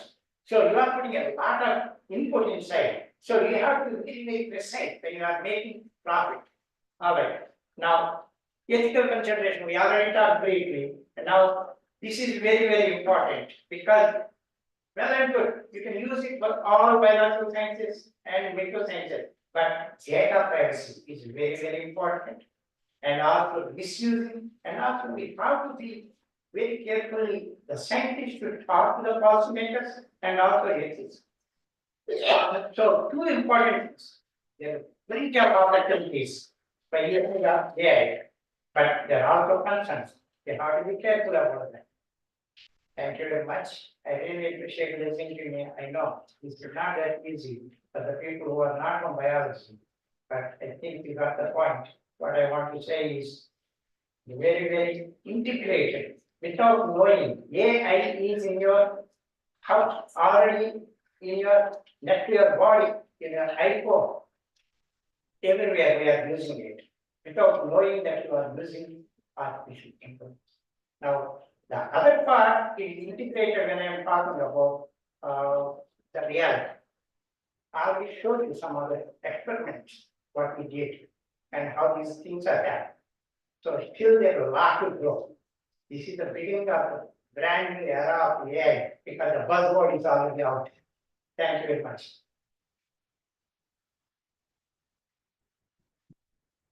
Okay, thank you.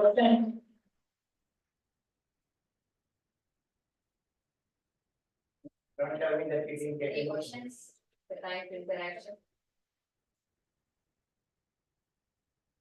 It's very clear because you have shown the video pictures, you have narrated from basics to applications. Am I right? So it's a beautiful video which has shown the clear picture about the AI applications irrespective of all the sectors like agriculture, healthcare, diagnosis, disease diagnosis in both the plants and animals, poultry, whatnot. It has entered into each and every field which is going to become create an impact in all the lives and which are going to become very easy for and it's efficient and then the lives are going to become so easy.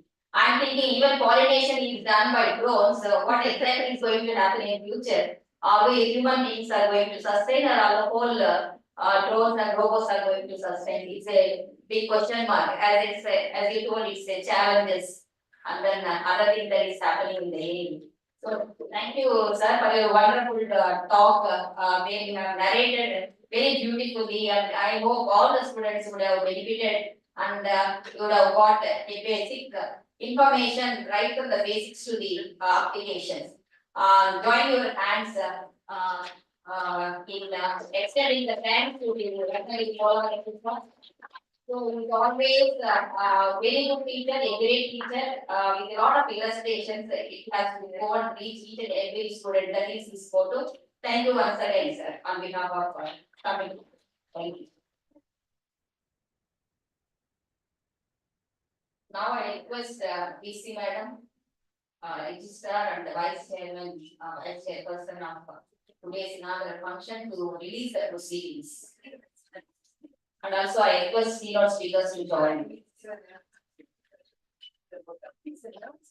No, I haven't before. But you did an accent.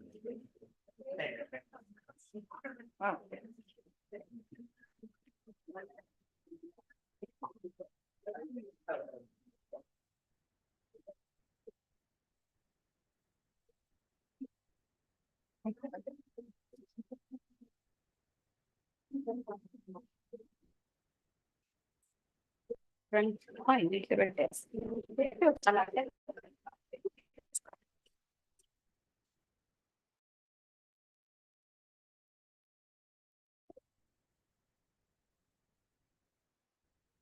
Just VC madam and all other dignitaries to join in the release of the proceedings.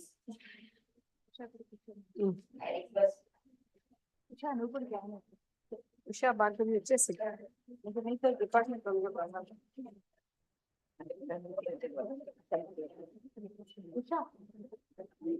Department రండి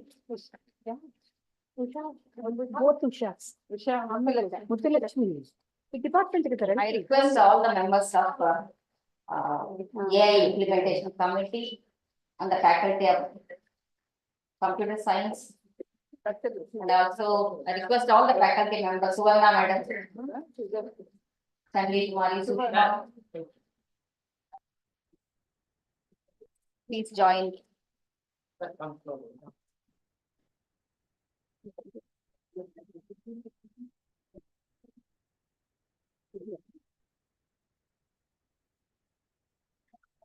ఫోటోలో వస్తుంది birthday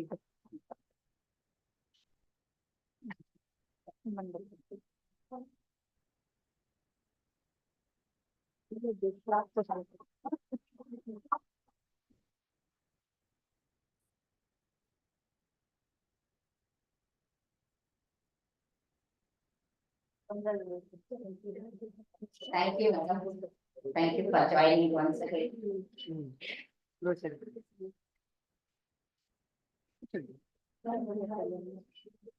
Thank you all participants. Madam has described IPA 2024 conference. More than 300 papers we received, madam. 250 we selected and sent acceptance to the participants. So thank you all the participants and registered candidates. in international conference. Innovations in advanced artificial intelligence and augmented.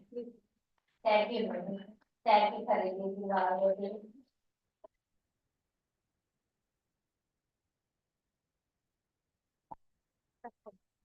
I thank to Professor Umamaheswari for accepting our invitation, and also she helped so much to become Professor K. M. Reddy garu here.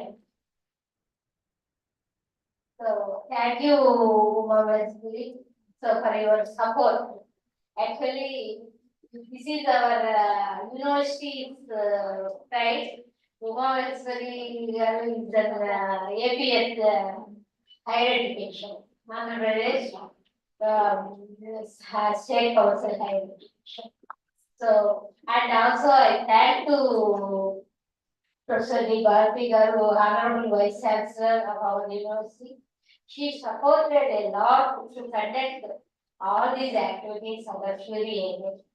And I thank to Professor Dr. Augmented garu and Professor Alok Pandey garu for accepting keynote speech, giving keynote speech. Now Augmented sir gave wonderful keynote speech, biotechnology and artificial intelligence. Thank you, sir, for all. Now, next keynote speech is Hashia and then Alok Pandey garu. Thank you, sir. From Ahmedabad to Tirupati, he traveled in lot. Thank you very much, sir, for doing this activity. I thank to beloved Registrar from Professor Rajni garu. So for accepting our invitation, and also for doing the things fast, she helped a lot. Thank you, Rajni garu. So thank you all the conveners, but particularly our Bishop, Professor Dr. P. Bhargavi, and our QA technicians, please Heather Kumar and Bhargavi Krishna. So these two were even in the holidays, 3 days holidays are there. So they supported a lot, they worked hard. So I thank to all media press, and particularly our PRO and our QA implementation members, student members. So thank you to all. And also guest house maintenance and the electricians. Thank you. So thank you once again, madam, for giving this opportunity to conduct international conference. So because of you, like we can conduct the conference inauguration very successfully. Thank you. Not me.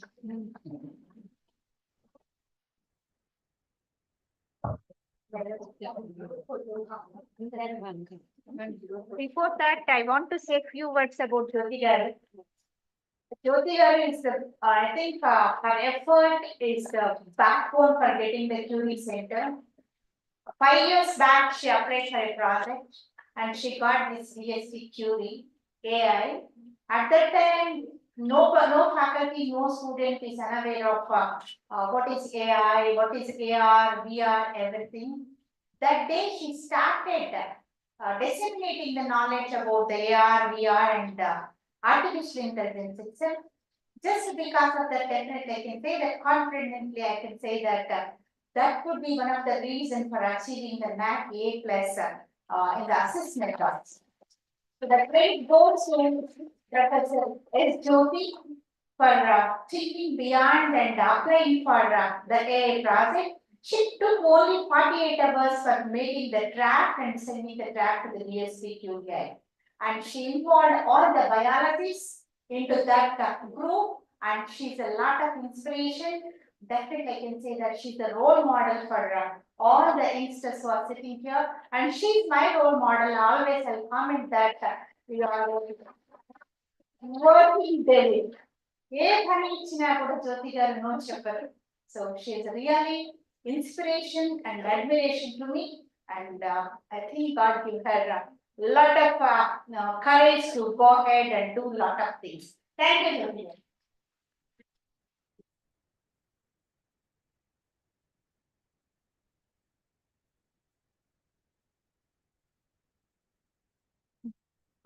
Now, invite, thank you all for your nice words. Jyoti madam deserve it. Definitely, she is a role model to everyone.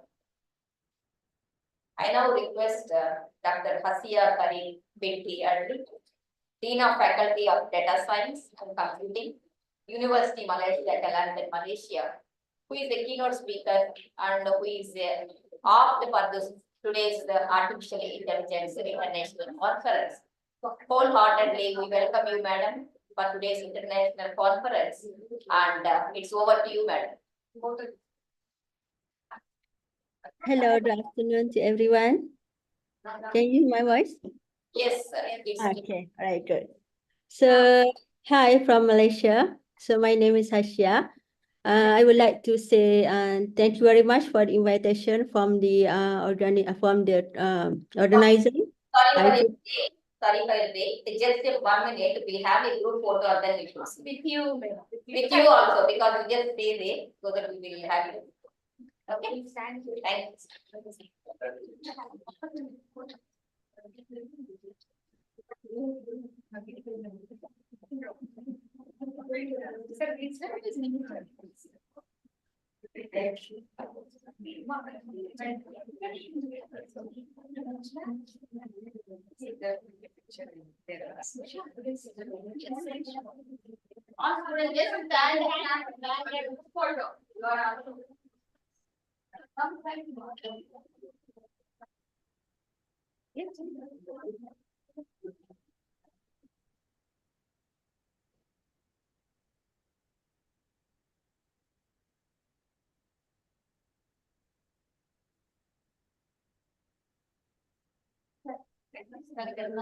I wish you to conduct more international conferences. Invite me for all.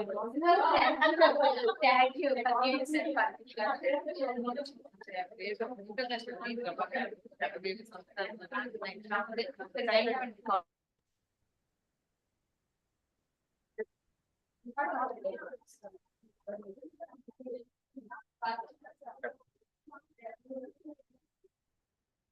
Yeah, madam, sorry for the interruption. Maybe we can proceed further. Thank you.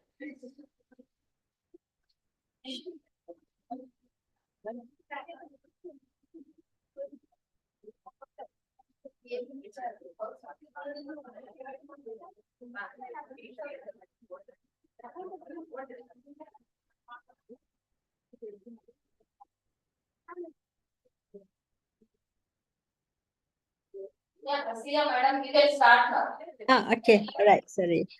Okay, thank you very much for the invitation from the organizer. Okay, IAAA 2024. I believe that this is the platform to promote quality research, high quality research, and meeting others around, in India, and create new opportunities between us. And thank you very much again for Prof. Jyoti, Prof. Usha, and Dr. Badrawi as organizers of the conference and all participants. Okay, hello, hi from Malaysia. So my name is Hasia. I'm currently the founding dean of the Faculty of Data Science and Computing in University Malaysia, Kelantan, Malaysia. So let me share my screen first. The slide.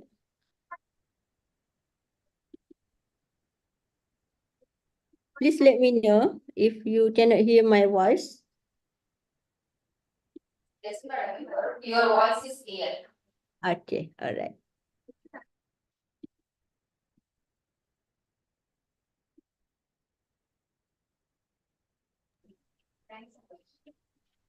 Can you see my slide? Yes, madam.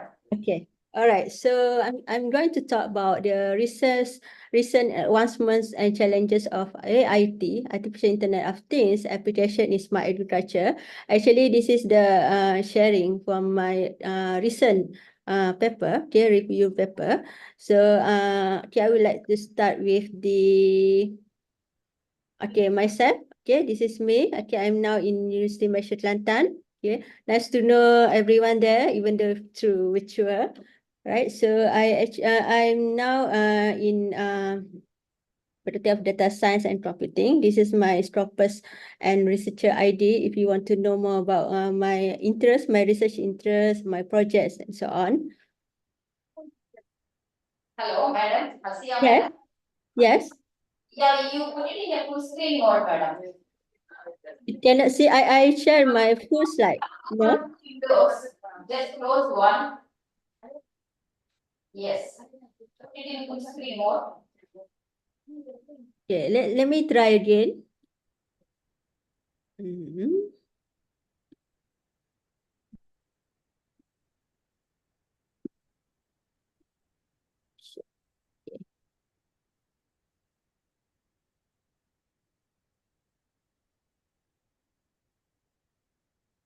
How about now?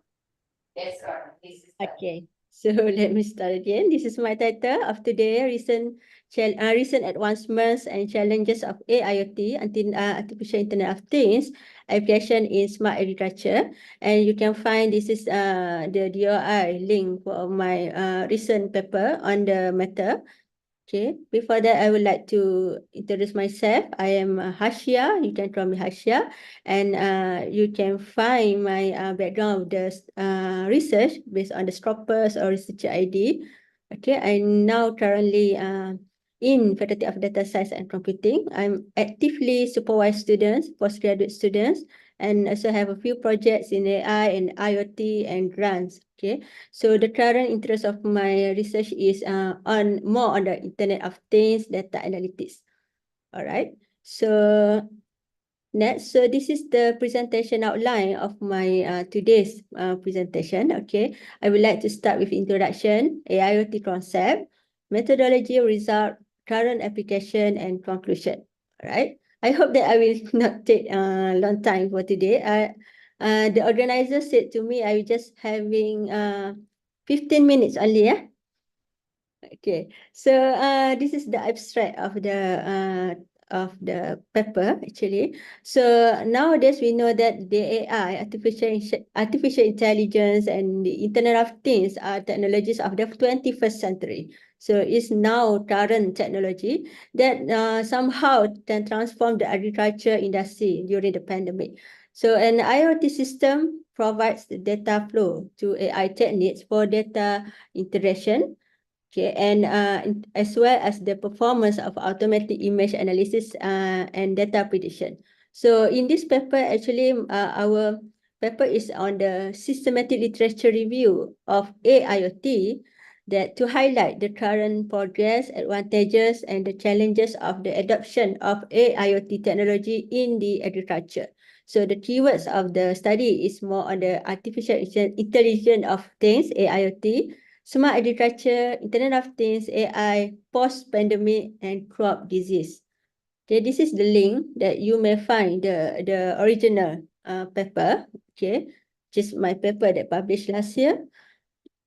So next is the objective. So the objective of the study is to evaluate, to discuss more on the AIoT concept from smart devices of IoT to the adoption of AI techniques. So we came out with the systematic literature review to highlight the increasing trend of AIoT in different applications, especially agriculture, and the progress of AI and IoT individually.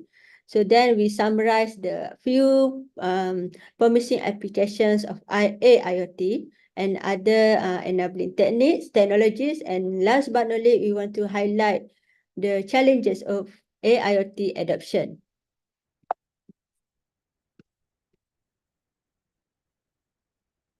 Okay, so I would like to introduce some few things. Okay,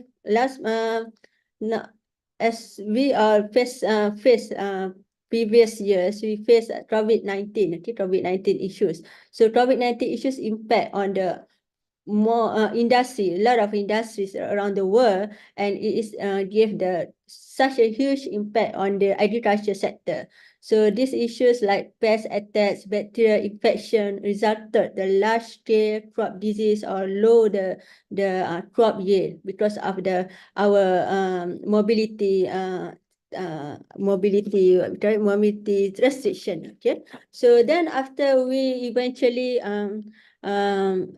overcome the COVID-19, which is the reason now after the COVID-19, or we call it as a post-COVID-19. So we found out that the smart agriculture present as an appropriate solution for labor shortage and continuous food supply chain. So nowadays we are getting more awareness on the importance of the IR4 technologies in the agriculture sector. Okay. And AI and IoT is actually is very well known for everyone, for AI and IoT individually. So this technology play a vital role in during the COVID-19 pandemic, and with the such a development of AI and IoT, we come out with the AIoT, integration of artificial intelligence and IoT. So as we are moving to the moving forward after the COVID-19, we found out that AIoT is such a promising technology to perform data informatization, efficient remote control monitoring in real time, and intelligent management. So, okay, so with IoT, it's not new for everyone. Okay, so IoT, as we all know, is a typical system that consists of wireless sensors networks that install at different venues to collect spatial and temporal data. So in the other meaning is actually the devices, okay, that smart, that can connect it to internet protocol IP to transfer the data, okay, via microcontrollers, embedded intelligence, communication means, senses, properties, and actuation. This actually the collection of things that then transfer the data because of we have internet in the system. So IoT is nowadays is widely applied in such a lot of applications such as environmental monitoring, agriculture, smart grid, cities, buildings, smart cities, smart transportation, and etc. So for AI itself, it's also the same thing. It's very common for everyone, for tech savvy. So AI can support the application, implementation, infrastructure of IoT. So the application of AI in IoT can boost the operational efficiency, provide better risk management, and is in summary, it can support the IoT system. Okay, so it's like AI is a technology enabler for IoT system. So AI techniques include image optimization, sensor processing, data transmission, data processing, and decision making. So this process require high speed of data streams with the internet technology, low latency communication, fast processing time sensitive action on the IT system. So basically AI can bring IoT more, okay, on the operation and to make it efficient system. So with that, with the combination of AI and IoT, we come out with the AIoT, Artificial Internet of Things. This is because of the development, the fast development of AI, IoT, and the 5G infrastructures. It somehow bring the moving forward to the AIoT. That's the intersection of AIoT, artificial intelligence of things. So from AI, IoT devices, IoT data that we collect from sensor, any kind of sensors, bring the data to the cloud. And then from there, we integrate the data, we process the data with the AI, artificial intelligence, so that it can give such trend to the users for better outcomes or for better decision making. So the IoT system provides data flows and further utilized with AI techniques to integrate the data, and then we interpret the data and perform kind of automation or data prediction. So so generally, ideally, IoT can make the operation and management of any kind industry easier to access, effective in agriculture application, regardless to control or for the autonomous operation for the users.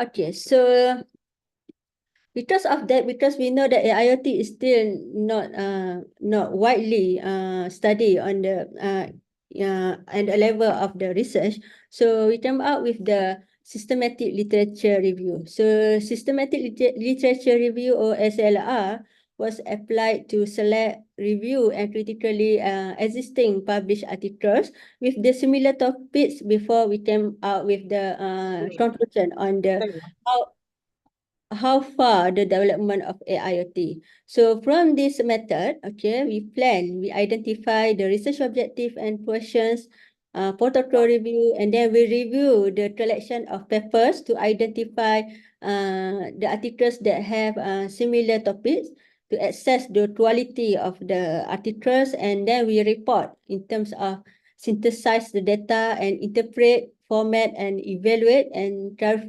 selected for the conclusion. Yes. I hope that I'm not fast in presentation. Is that okay?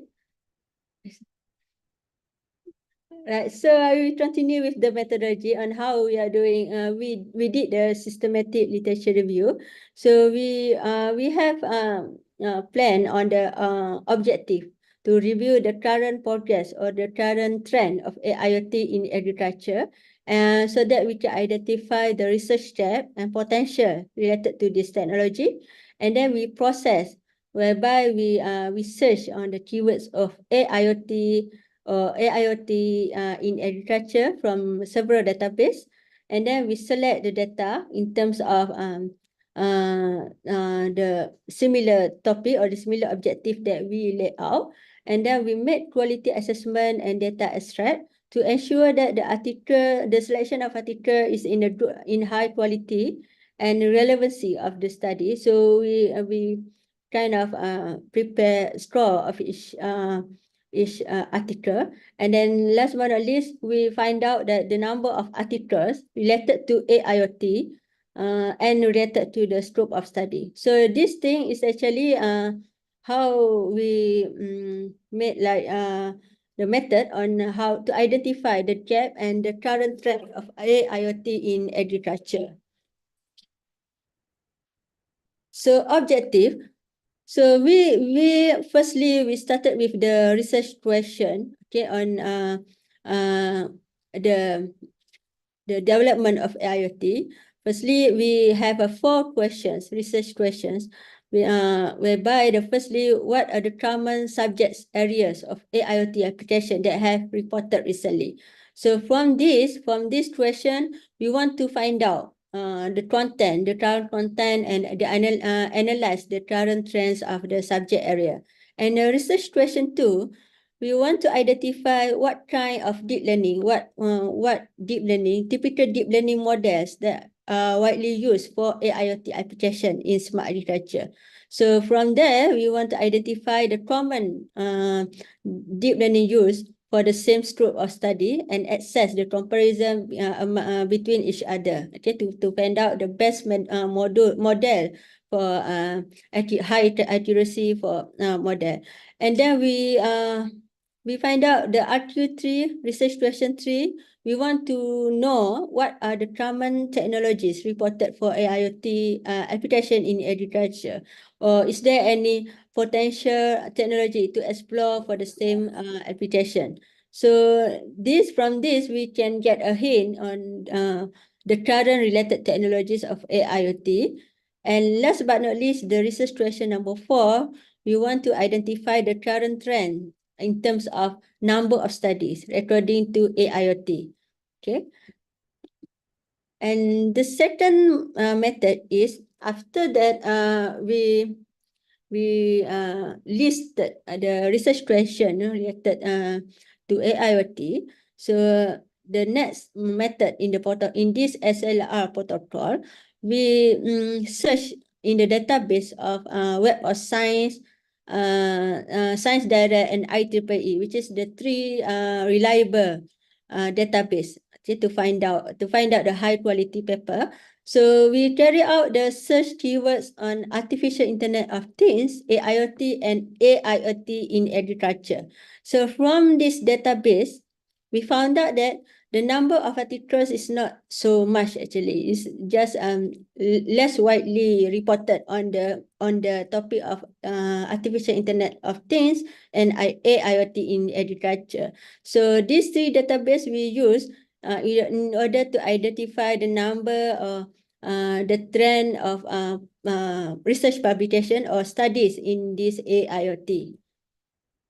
Okay, so based on this database, we can see that the number is quite similar for these three database. All right, and third is article selection. So once we find out that 100 based on the second methodology, the number of articles is not is less than 200, I would say. So less than 200 on the artificial internet of things, and AIoT in agriculture specifically less than 100. Okay, from that, from the numbers of articles, we made the selection of the articles. Okay, we apply such a filter. So we want to make sure that the selection of article based on the objective. So we include from all the articles, we kind of set the criteria inclusion and exclusion. So we include some criteria. For example, like we just proceed with articles that published between 2017 until 2022, and then we just continue with just review article, and then the studies specifically on AIoT in smart agriculture based on the research group that we have finalized previously, and we just proceed with the articles published in English. Okay, from that, those papers that did not meet the criteria that we stated here, it will be in exclusion. Okay, exclusion like if the article published before than 2017, we didn't proceed for the systematic literature review. Okay, from the inclusion, the paper that meet the inclusion criteria, then we proceed with the quality assessment and data extract. So in this part, we want to assess the quality that we have finalized previously based on specific scores we have put for the papers. So from all the papers, we have a set on question whether this paper, all the papers that we selected, either objective of the study is clearly defined or not, the research question is clearly answered or not, or what kind of deep learning they use in the research group, and then whether the study is have a well-described experiments throughout the article, or does the finding prove that validity which relevant to it. So from less than 200 articles that we selected, so based on the quality assessment and data extract, we eventually finally have the best 11 articles that meet our research question and objective. And the best is actually based on the scores that we set here. Okay, so basically for the best 11 articles that we proceed in this research, in this review, basically the research group more on the smart agriculture or smart aquaculture, and it mentioned on the environmental pest detection, okay, surveillance, smart livestock, and then AI rooted IoT system design automation. So with that, okay, previously that I mentioned before, I conducted the SLR research.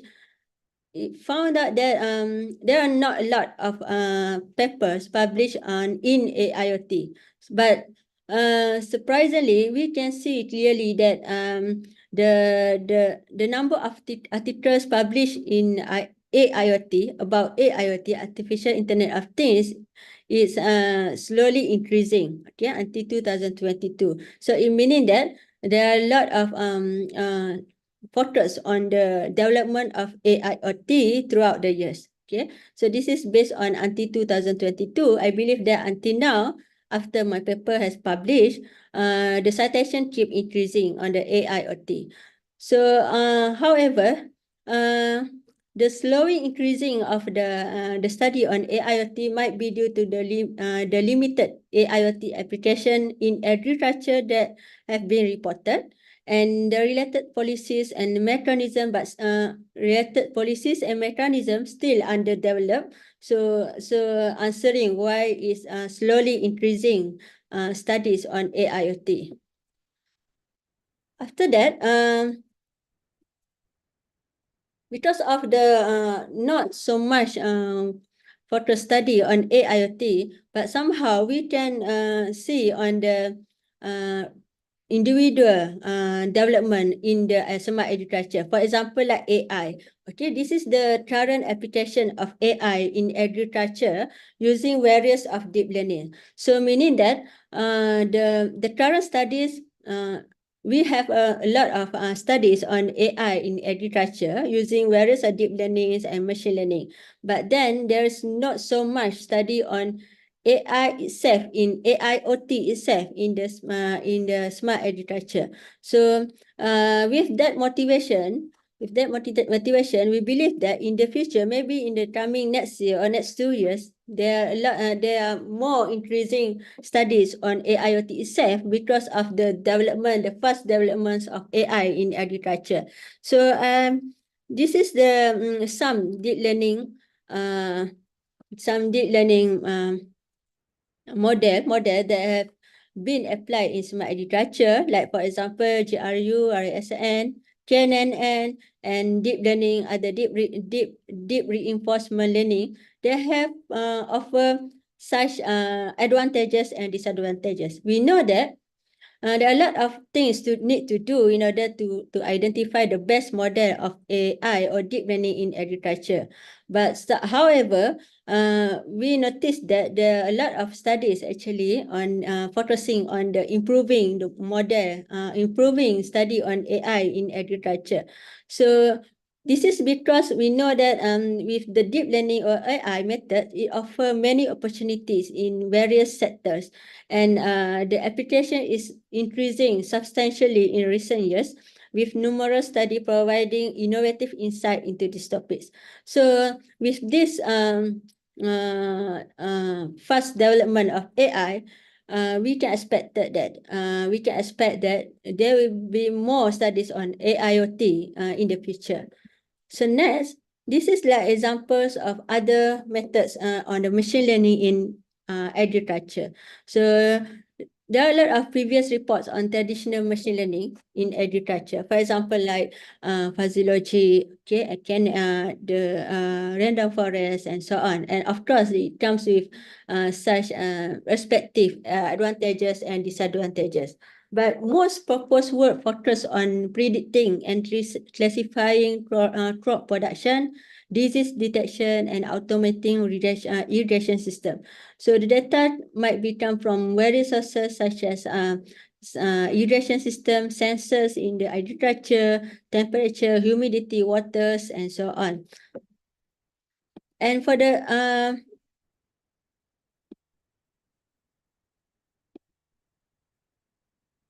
okay, so for the IoT itself, it is very vast reports on in the smart agriculture.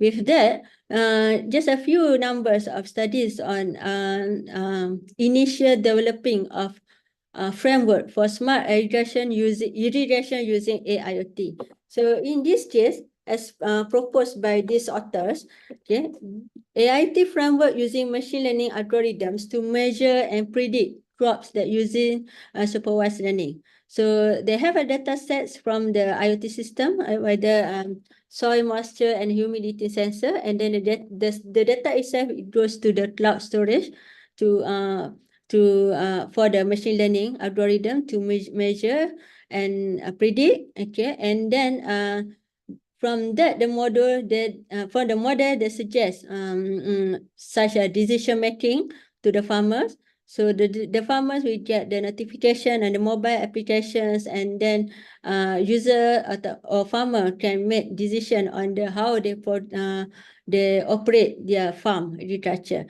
So from this study, the data set consists of 200 instances and 8 attributes, and the machine learning model that applied predict the high yield crop in precision agriculture with an accuracy 98%. Okay, this is the idea on how we want to make it AIoT happen. Okay, this is one of the study from India actually. And then this is the block diagram using machine learning model. As we have various sensors in the IoT system, whether in the farm, for example, like nitrogen or potassium or humidity or pH. So this data will be compiled or stored in the cloud, and eventually we will run the machine learning model.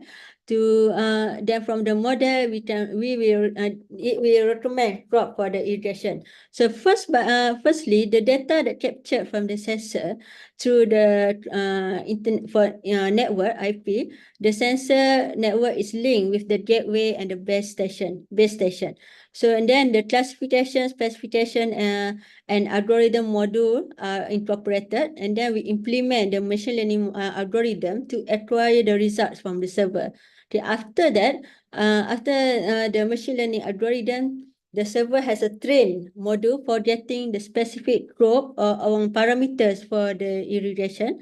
So by training the model using a machine learning, the attempt model is ready to recommend the crop for the user for irrigation. Okay, so such a way that it can help the user to conduct the operation in the farm.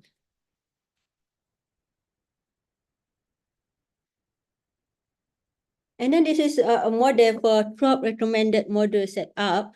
So from the data collection, okay, go to the cloud, and then data will be processed. So then we will be run under machine learning algorithm, okay, for classifier, multi-layer, and so on. And then we will check the better accuracy, and then in order to get the optimal model. And if not, the data will be pre-processed for the normalization. So the flow procedure of IoT-based smart agriculture by combining the data from physical structure, sensors, and then that data acquisition, data processing, data analytics for monitoring and control. So and then this objective is actually the framework of the objective is proposed is actually to find out the model which predict high yield crop and precision agriculture.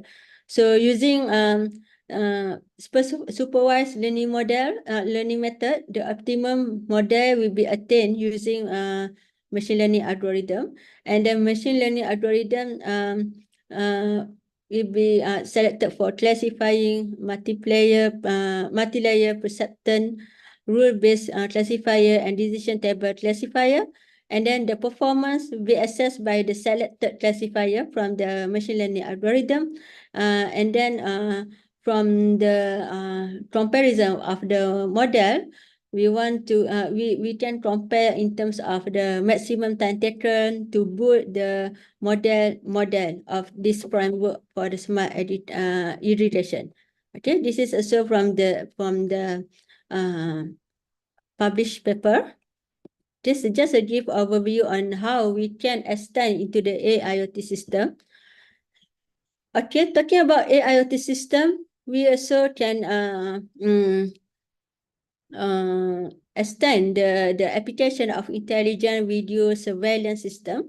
So the video surveillance system nowadays is used for crime prevention, security, monitoring, and controlling any essentials infrastructures, and even for the smart agriculture industry. So until 2019, there were 220 videos, video surveillance system studies.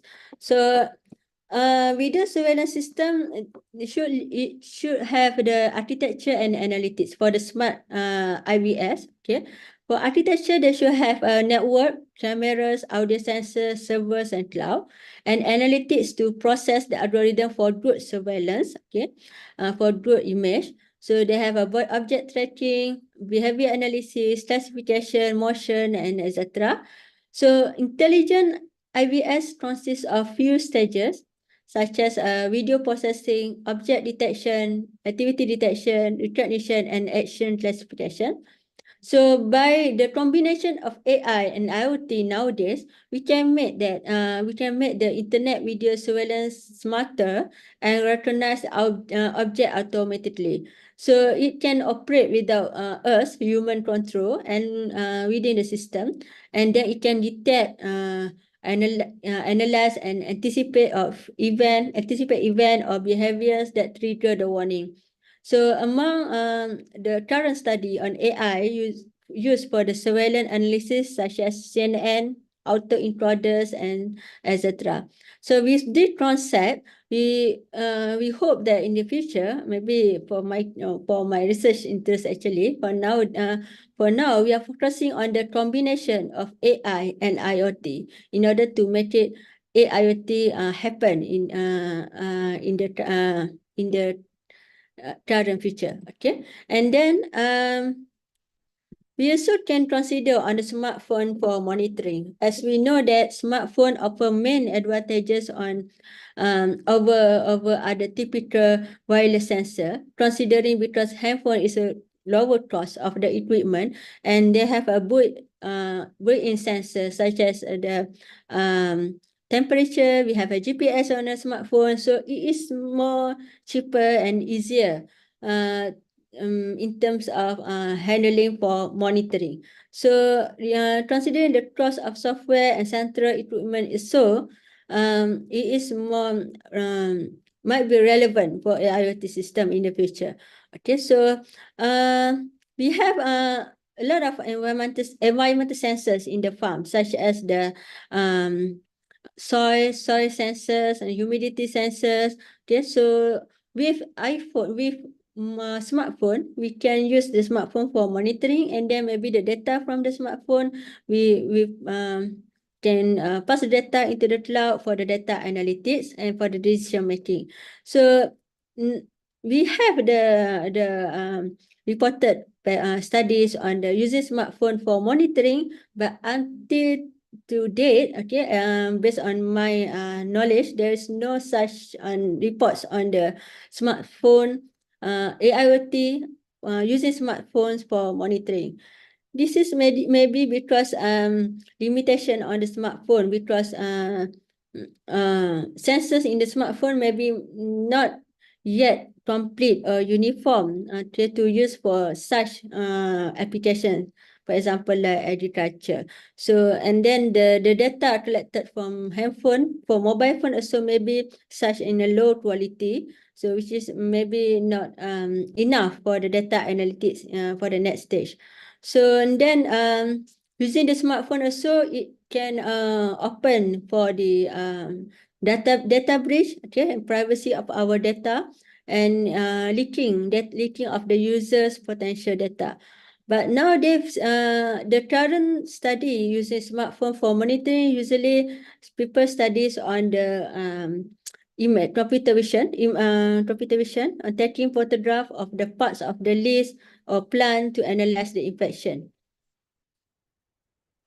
So looking forward, yeah, if we can make the IoT will be happen in the future, or become successful, we can anticipate that there are few advantages in terms of to identify the disease and plan monitoring, okay, very fast, okay, quite fast, and we can also anticipate that the intelligent farm machinery and crop management that with that we can reduce dependence on the labor.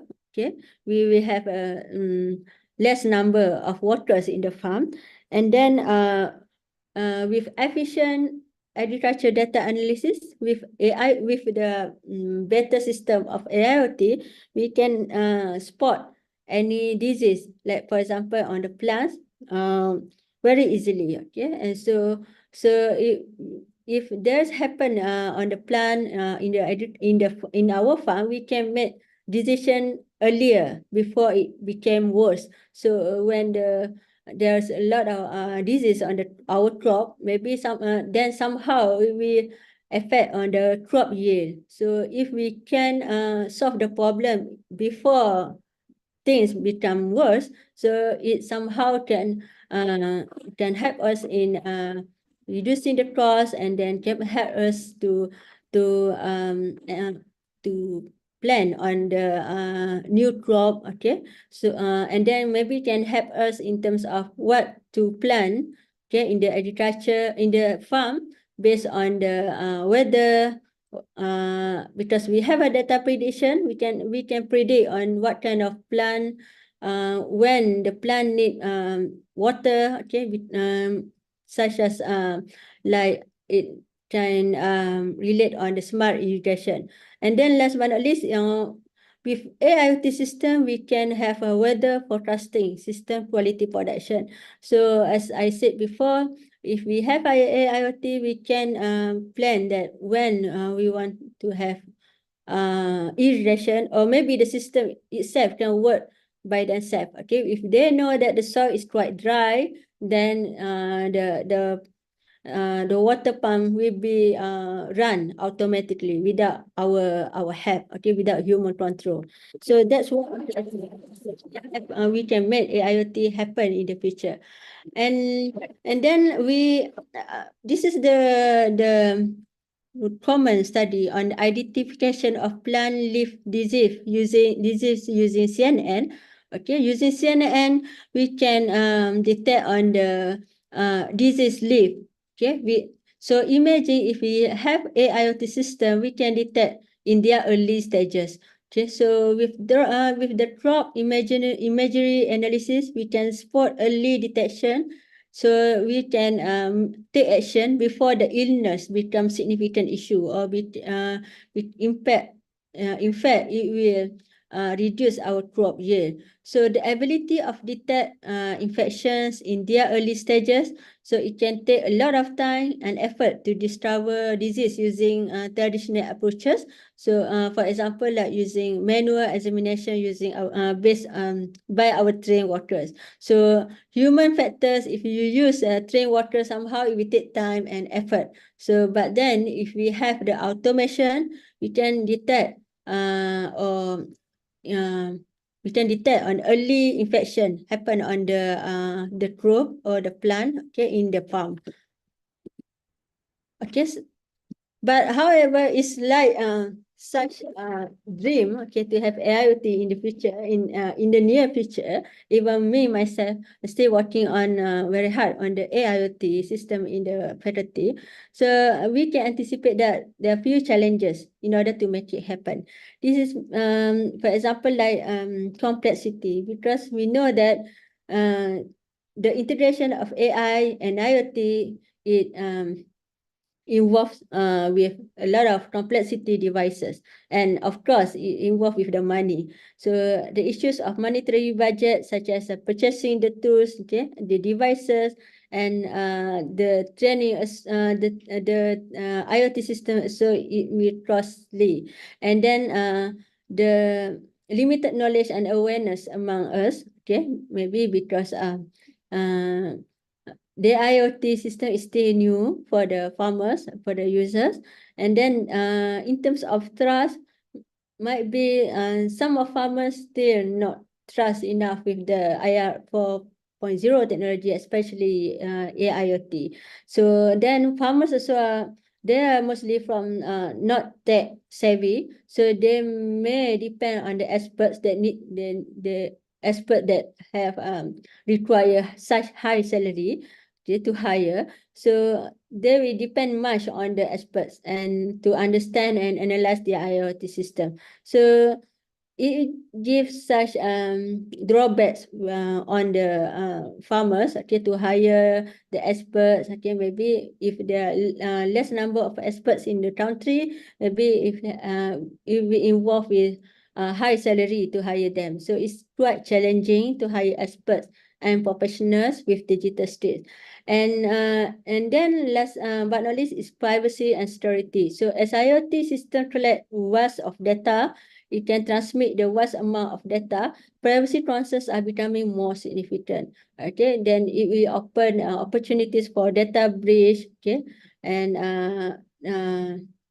then cyber attacks and so on. So these few challenges that I can identify from this IoT system. But last but not least, with the flood of data, we will present challenges where AI will become increasingly instrumental in achieving high performance of IoT system. So with IoT system, we can expect that how we want to manage, analyze, and create meaningful insights from the IoT data. Whether we want to collect all data for the AI prediction or something, so that's the thing that we need to consider on. And then how to ensure that fast and accurate analysis from the data. Okay, then data keep coming from the IoT system. So how we want to ensure that the data is fast transferring and accurate to analyze. And then we need to balance the needs for centralized and localized intelligence. For example, like how smart the sensors need to be. Is that all data from all sensors need to be collected for the analysis? Okay, and then balancing personalization with data privacy and confidentiality. So with IoT system application, we need to consider much on the data privacy, confidentiality, and data ethically. And then how to maintain the security in face of increasing threats of cyber attack or data breach. Okay, I'm about to finish my presentation. Okay, I will conclude the presentation of today is so basically this report is on the systematic review of AIoT and the current trend of AIoT and the growing interest in IoT for smart agriculture. And then we can see that the increasing number of AIoT in terms of paper publication, showing that there's a truth movement, I mean, to go beyond of AI and IoT towards AIoT. And then as we know that AIoT devices provide the real-time data and automation, which is it can boost, okay, or it can help an IoT system or technology enabler and boosting the smart agriculture industry's progress. And last but not least, I also highlighted on the limitation on technology adoption as related policies and mechanisms are still developed. So it has a lot of things to do for IoT. And then few challenges such as technology complexity, privacy and security issues, and underdeveloped infrastructures. Okay, so I would like to end my presentation. So this is the details of me. Okay, if you want to know more on the research interest, or you're thinking like to collaborate with me or other colleagues in Faculty of Data Science and Computing in UMK, please send email to me, hasya@umk.edu.my. So that's all from me. Thank you very much.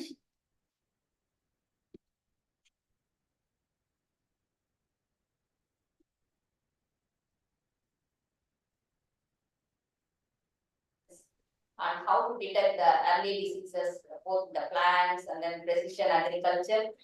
You also have explained the methodology very clearly, where the students would have understood and all they have benefited.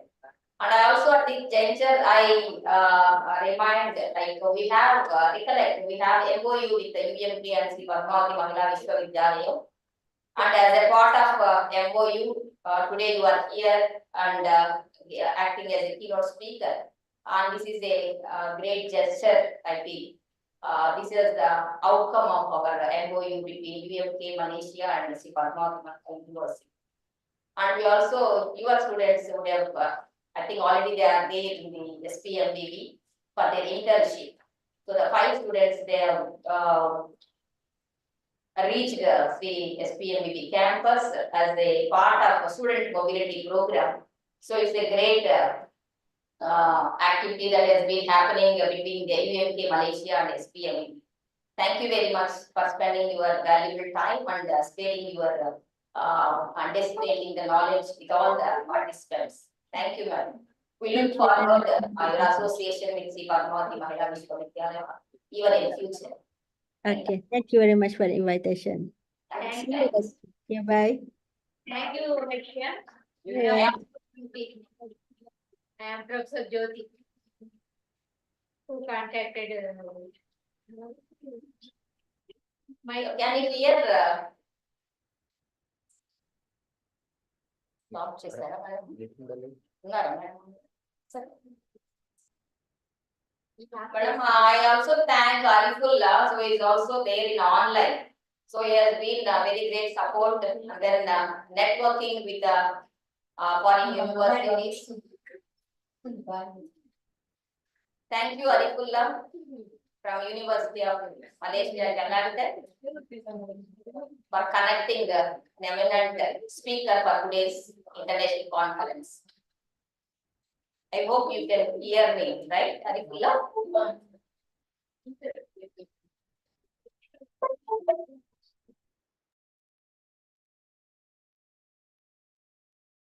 Yeah.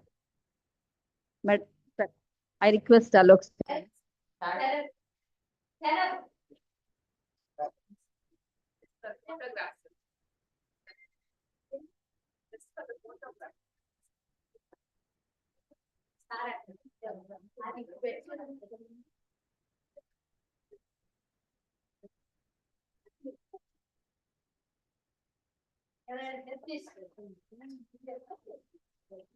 Okay.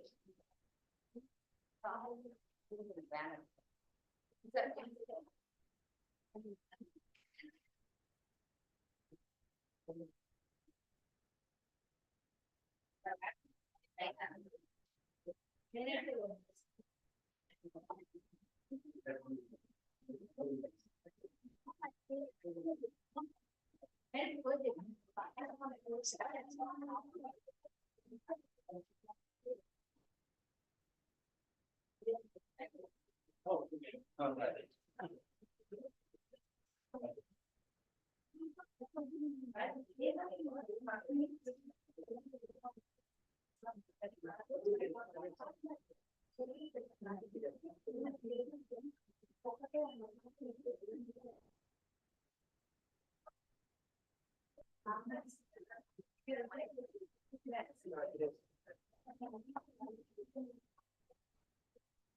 I request all of you, we'll break. Sir, we'll break for lunch and then we'll break for lunch.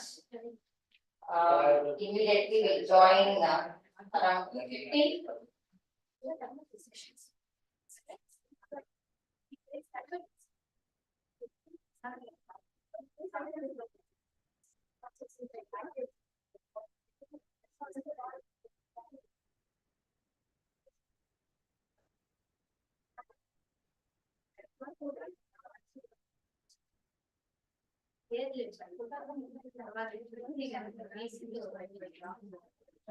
So let us break for lunch and then we will join at 2:15. Because this is lunch time, right?